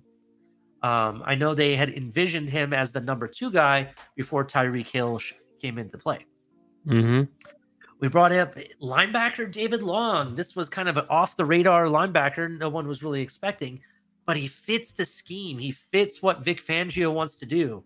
Very aggressive tackler, pure tackling linebacker, can play the linebacker position very effectively. Was kind of a shocking move that Tennessee didn't bring him back. One of Color's favorite receivers, wide receiver Braxton Berrios, coming in to return punts for Miami. Could also play some stuff in the short yardage game in the slot. And we also brought in Pro Bowler Jake Bailey. So there's some key additions. Key losses were tight end Mike Gesicki, tight end Hunter Long, who we traded along with bringing in Jalen Ramsey, linebacker Landon Roberts, and punter Thomas Morstead. That one was more shocking to me, that he went to the Jets and that we didn't resign. I still don't understand why we did that. I don't know. That was very shocking to me. I don't know about you, Color. Any thoughts on that? Letting the punter go? Yeah, I thought that was kind of odd. Very odd. I don't know what must be happened. In travel mode or something. Just wants to see the league or something. Yeah, put a bunch of bumper stickers on his suitcase. Maybe he thought he punted too much behind Tua in their offense. I don't know. It's kind of odd. I don't know. I'm just kidding. Maybe he's like, I'm not going to get any work this offseason because the offense is going to be high power, right? Yes. Yeah, could be. Broken take. Yeah, actually, before I continue here, new Dolphin fan right here. That's what's up. Look at that. I got 2 of my own. My wife she adopted a kitten for me. Her name is Snickers. Snickers. Yeah, like candy bar Snickers. Yeah. She has a brother that we have. They're both Siamese cats. Her brother is named Cookie. So we have Cookie and Snickers. Oh, cool. Yep. I got Archer and Lana. My dessert cake. My cats are Archer and Lana. Oh, nice. I named it after the cartoon. Not the cartoon, the movie, the Archer Sterling. I'm really, definitely. I like Archer. You're talking about the series, right? Archer. Yeah. I love Archer. If you guys want some good comedy, animated comedy, yeah, that is kind of like awesome. A James Bond movie, but it's just funny at the same time. Check out Archer. I love it. They really showed Wrinkle out on there. Yes, they do, especially Archer, man. Yeah. So I'm kind of more of a dog person, but my wife is a cat person, and she kind of got me into cats a little bit. And so she got me a kitten. I had surprised her one with for Christmas. I told my wife we're not getting more cats because we technically already have a basketball team. At least the starting 5 we have for sure. Mm-hmm. But I surprised her with one because other reasons, and she ended up surprising me, kind of an early birthday gift kind of thing. That's what's up. So plus we also read that Siamese cats, technically you should buy them in pairs because they like to play and they want to have a play partner. And my other cats, they don't really like to play with my Siamese cat. So kind of what it is. So since we got the play partner, the Siamese cats have been running all over the place, playing tag all throughout the house. It's crazy. So enough about my cats. Yeah, so, that's what's up. Yeah, but nice. No problem. So let's get back to the Miami Dolphin grades. So the Miami Dolphins came into the offseason facing a $14.2 million cap deficit. Given their lack of cap capital, the Dolphins have done an admirable job of actually improving over the past month plus. Miami took advantage of the Rams' need to rebuild and landed star cornerback Jalen Ramsey for a third-round pick and backup tight end Hunter Long. That's a great value, especially considering the Miami's 27th ranked pass defense was arguably its only notable weakness last season. How do you guys feel about that? Do you think the pass defense was the worst? Or was it... I know we were definitely predicated on stopping the run. How do you guys feel about that? Shake, our tackling was just terrible. That's all there is to it. Mm-hmm. Well, everything else falls in line if we improve our mid-level tackling. Yeah, fact, I mean, one of the things I've always said is that, okay, if poor tackling, they have poor tackling, but they were in the right spot. So at the end of the day, they were in the spot that the defensive coordinator designed them to be. They just didn't execute. Bingo. Yeah, definitely. When that happens, there's nothing you can do as a secondary if your mid-level is not making tackles. Mm-hmm. Yeah, there's nothing. I agree with you. The floodgates are just going to open up, Yeah, I agree with you 100%. The floodgates were open. Freaking the tackling from the linebackers to the secondary was just absolutely horrendous, and that's something I want. I know for a fact the reason we bring in Fangio is to fix all the. He wouldn't allow that to happen in his defense. His defense. If you look at the guys he brings in, the types of players that he's developed, they've all been pure tackling, very violent players in certain situations, but smart at the same time. That's why you bring in a David Long. That's why you bring in a Jalen Ramsey. You even guys that we're going to pick up in this draft, because I do think we do bring in some more defensive players in this draft, or even players that we bring in as a undrafted free agent. I think they're going to have one thing in common: they're going to be very good tacklers. That's because #1. To Shake's point, you get to a point where if you don't execute, and it gets to the point where it doesn't matter what scheme or what play you call on defense, because your options become limited the more and more the offense exploits your defense. You see what I'm saying? So because you're not tackling on the plays where, like Shake said, you're in the right spots, now you're getting to third downs and whatever else, and you're in the red zone, and all of a sudden your options as to what, let's say, a guy like Boyer could call are limited.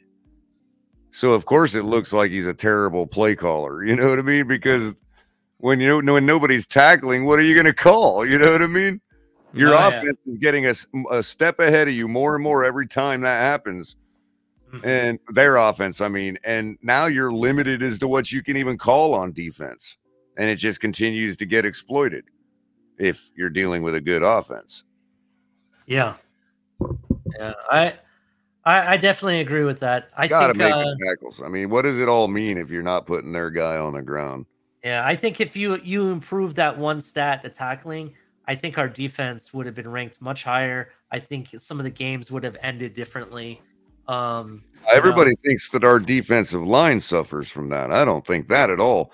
I think our defensive line is stellar when it comes to, running up the middle and stopping at the first level. But once those backs leak out, everybody just lets them win. The The one thing, I mean, at stopping the run, they were really good at. But one thing I do want to see more, or at least developed better, and if Lewis was here, Lewis would be slamming the table for it. I want to see more organic pressure. I want to see our defensive line create more pressure, so you don't really have to worry about that quarterback, such as Justin Fields, running out the backfield and running a 70-yarder on us. You know what I mean? And those are the types of things I think where we faltered at. We didn't really have like the next level solution once they got past the defensive line. So, so going forward, furthermore, it also states that the Dolphins did a decent job in reloading by bringing in David Long Jr., was brought in to replace linebacker Landon Roberts, while Jake Bailey was added to replace punter Thomas Morstead. Tight end Mike Gesicki, who played on the franchise tag in 2002, was allowed to walk, but he wasn't heavily utilized in McDaniel's offense last season. The Dolphins can find a cheaper replacement in the draft and added, and I don't know how to say this word color, maybe you can tell me, ancillary? Ancillary sounds right. Ancillary whiteouts like Chosen Anderson and Braxton Berrios. Ancillary is a kind of a jargony word for outside. Outside? Okay. Yeah. Not just outside, like on the perimeter, but like outside, like sort of like, in other words, your ancillary equipment is your secondary outside auxiliary topology equipment. You know what I mean? Oh, I gotcha. They said they can help out to round the out the offense that relies more on receivers than a star tight end. Now, we did bring in a tight end, the guy from the Broncos, right? Or Chicago? Or I think he played for one of the two teams. Broncos. He played for the Broncos. I can't think of his name off the top of my head, if anybody has that handy. But he's a pretty big guy. I thought he looked pretty smooth in his route running, and it looks like he has some quickness to him. So we'll see. They call him more of a pure more of a blocking tight end than a passing tight end. But I thought he was athletic enough that I could see him do some stuff. And actually, if you read what his draft analysis was and stuff, they said he was very athletic, and that's why teams kind of liked him, in his draft process. So they don't mention his name here. They also said Miami also kept a committee backfield intact, re-signing Jeff Wilson Jr., Raheem Mostert, Myles Gaskin, and of course they didn't bring him up, but Ahmed as well. The Dolphins' offense should be as explosive as it was last season. That ranked 6th in yards, and the addition of Ramsey should make the defense just a tick better. Just a tick better? We'll see. We'll see about what happens there. I think with the coach added and Ramsey and maybe bringing in a linebacker in the draft, I think that maybe we could see a little bit more than just a tick. They're only giving us, color, drum roll, a C+ rating. How do you feel about that? Do you think it really is a C+? I mean, it's hard to improve upon perfection. It's hard to improve on perfection. So you're saying, like, if you look at last year, like, oh, we did all this and now we're this super team. I mean, well, I understand it's hard to improve on the offense already because their offense was pretty good. We're 6th in the league. Well, I mean, the grades are coming by way of paper, obviously. Yeah. So if we're judging paper from last year, like, it's hard to improve on perfection because we have to be fair and eliminate out of our minds what we saw as the results for last year if we're talking about paper. Yeah, I think part of the grades they're also looking at how much cap space we currently have.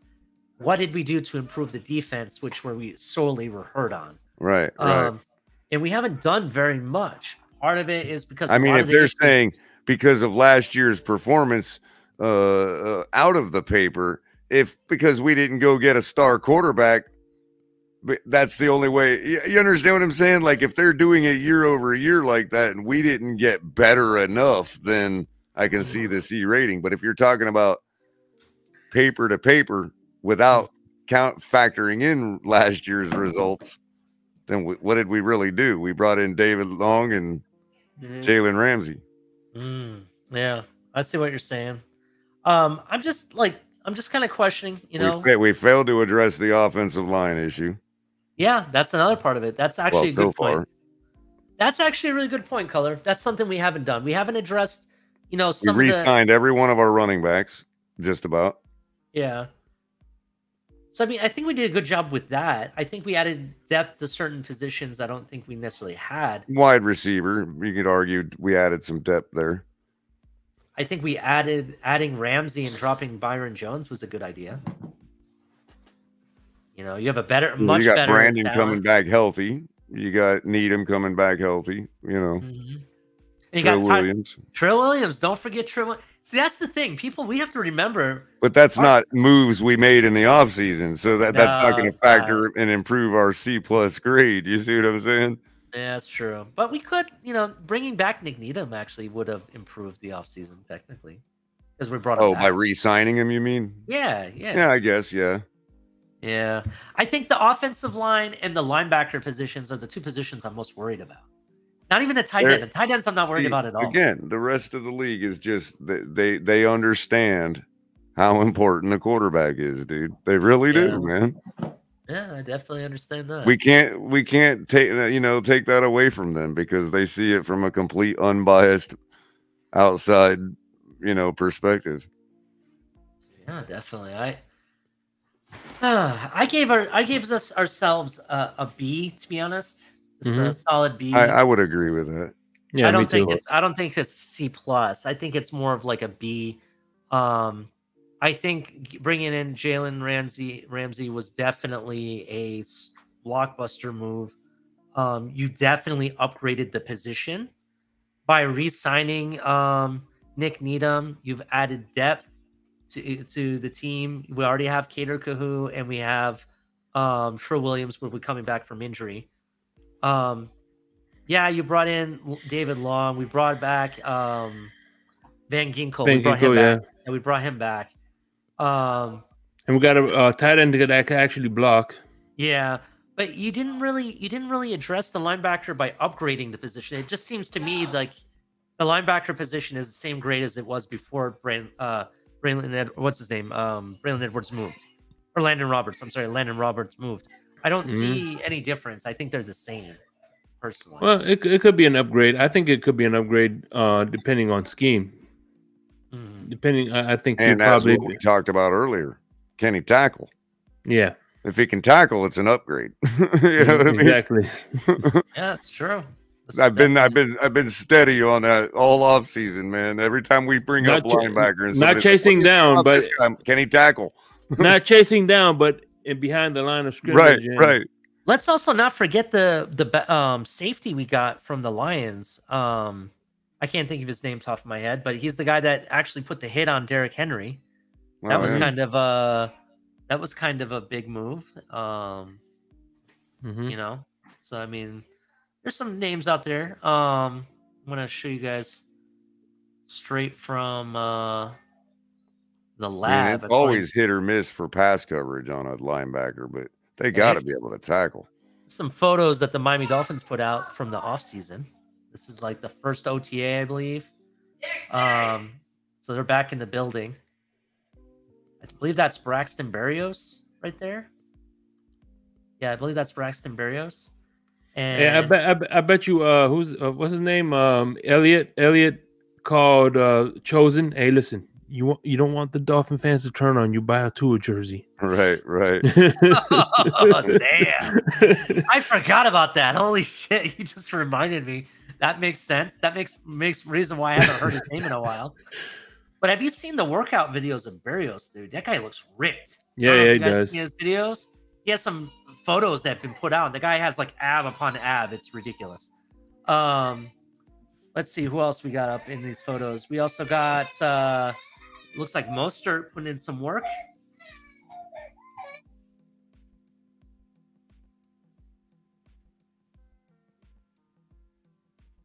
Let's see who else we got up in here. So they try to do pull-ups while strapped to a weight. Oh, that's pretty cool.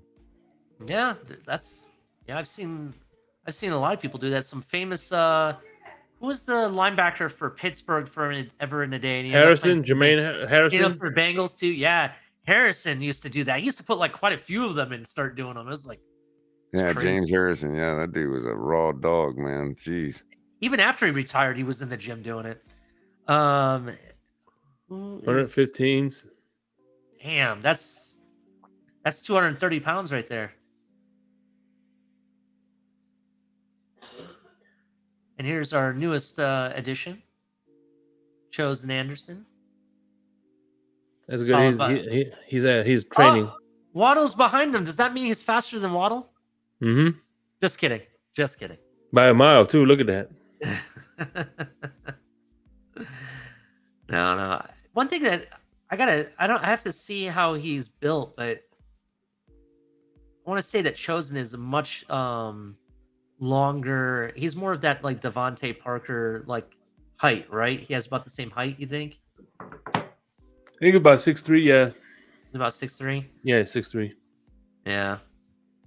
It's gonna be a lot different having that kind of a receiver on the field if he makes it through the training camp and all. So that'd be pretty interesting. But the Miami Dolphins putting out some stuff, so they call it From the Lab. So let's see what they're cooking up.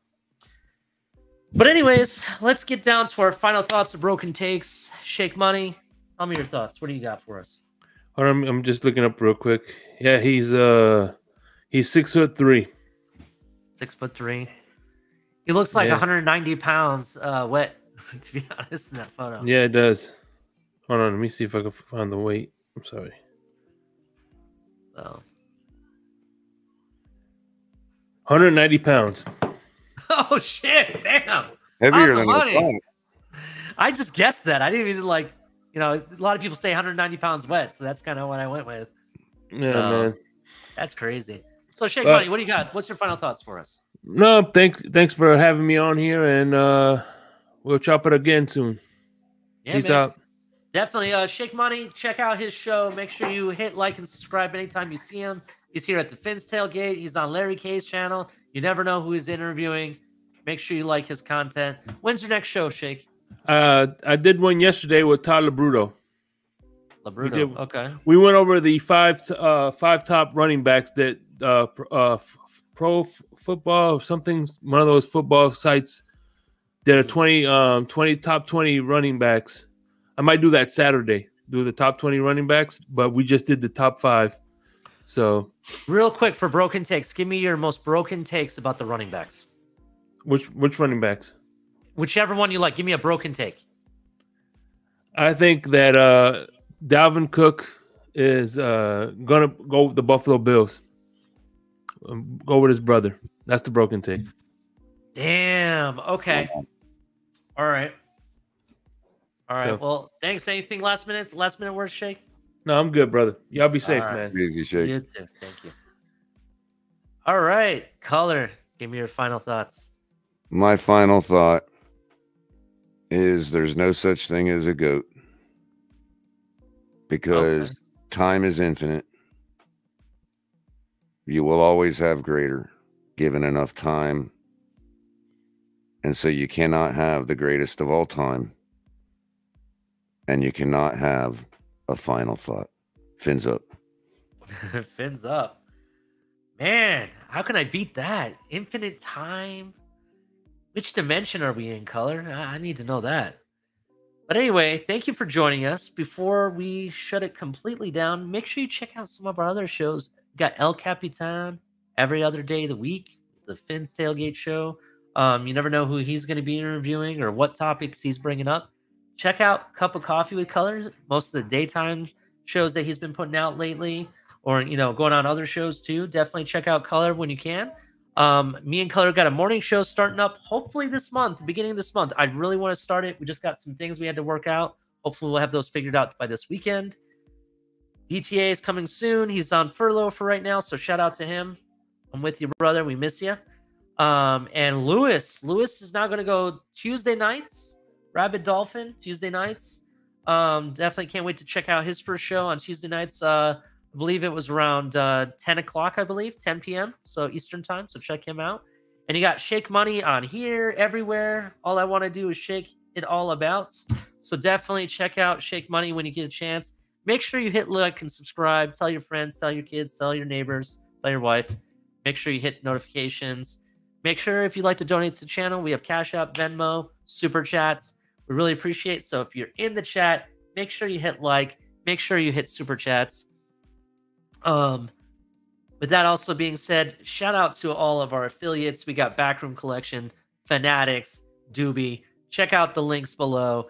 Use the link. It helps out the channel. You can get some special things with that. Also, we got our merch. So check all the awesome merch stuff that we got. T-shirts, hats, flags. We got tons of stuff. Definitely check out everything. But thank you for coming out, hang out with us. Put it in the comments below how you like the show, what topics you want us to speak about next time. We may or may not have a Broken Takes coming up this week because we're at the eve of the draft. Yes, eve of the draft, people. Thursday night, I'm probably going to be watching the draft, not really recording. I might have an episode after, but we'll see. I kind of want to wait till after the Dolphins do what they do on the second day. But till then, thank you. I really appreciate all of you. And with that, I will say good night. Fins up.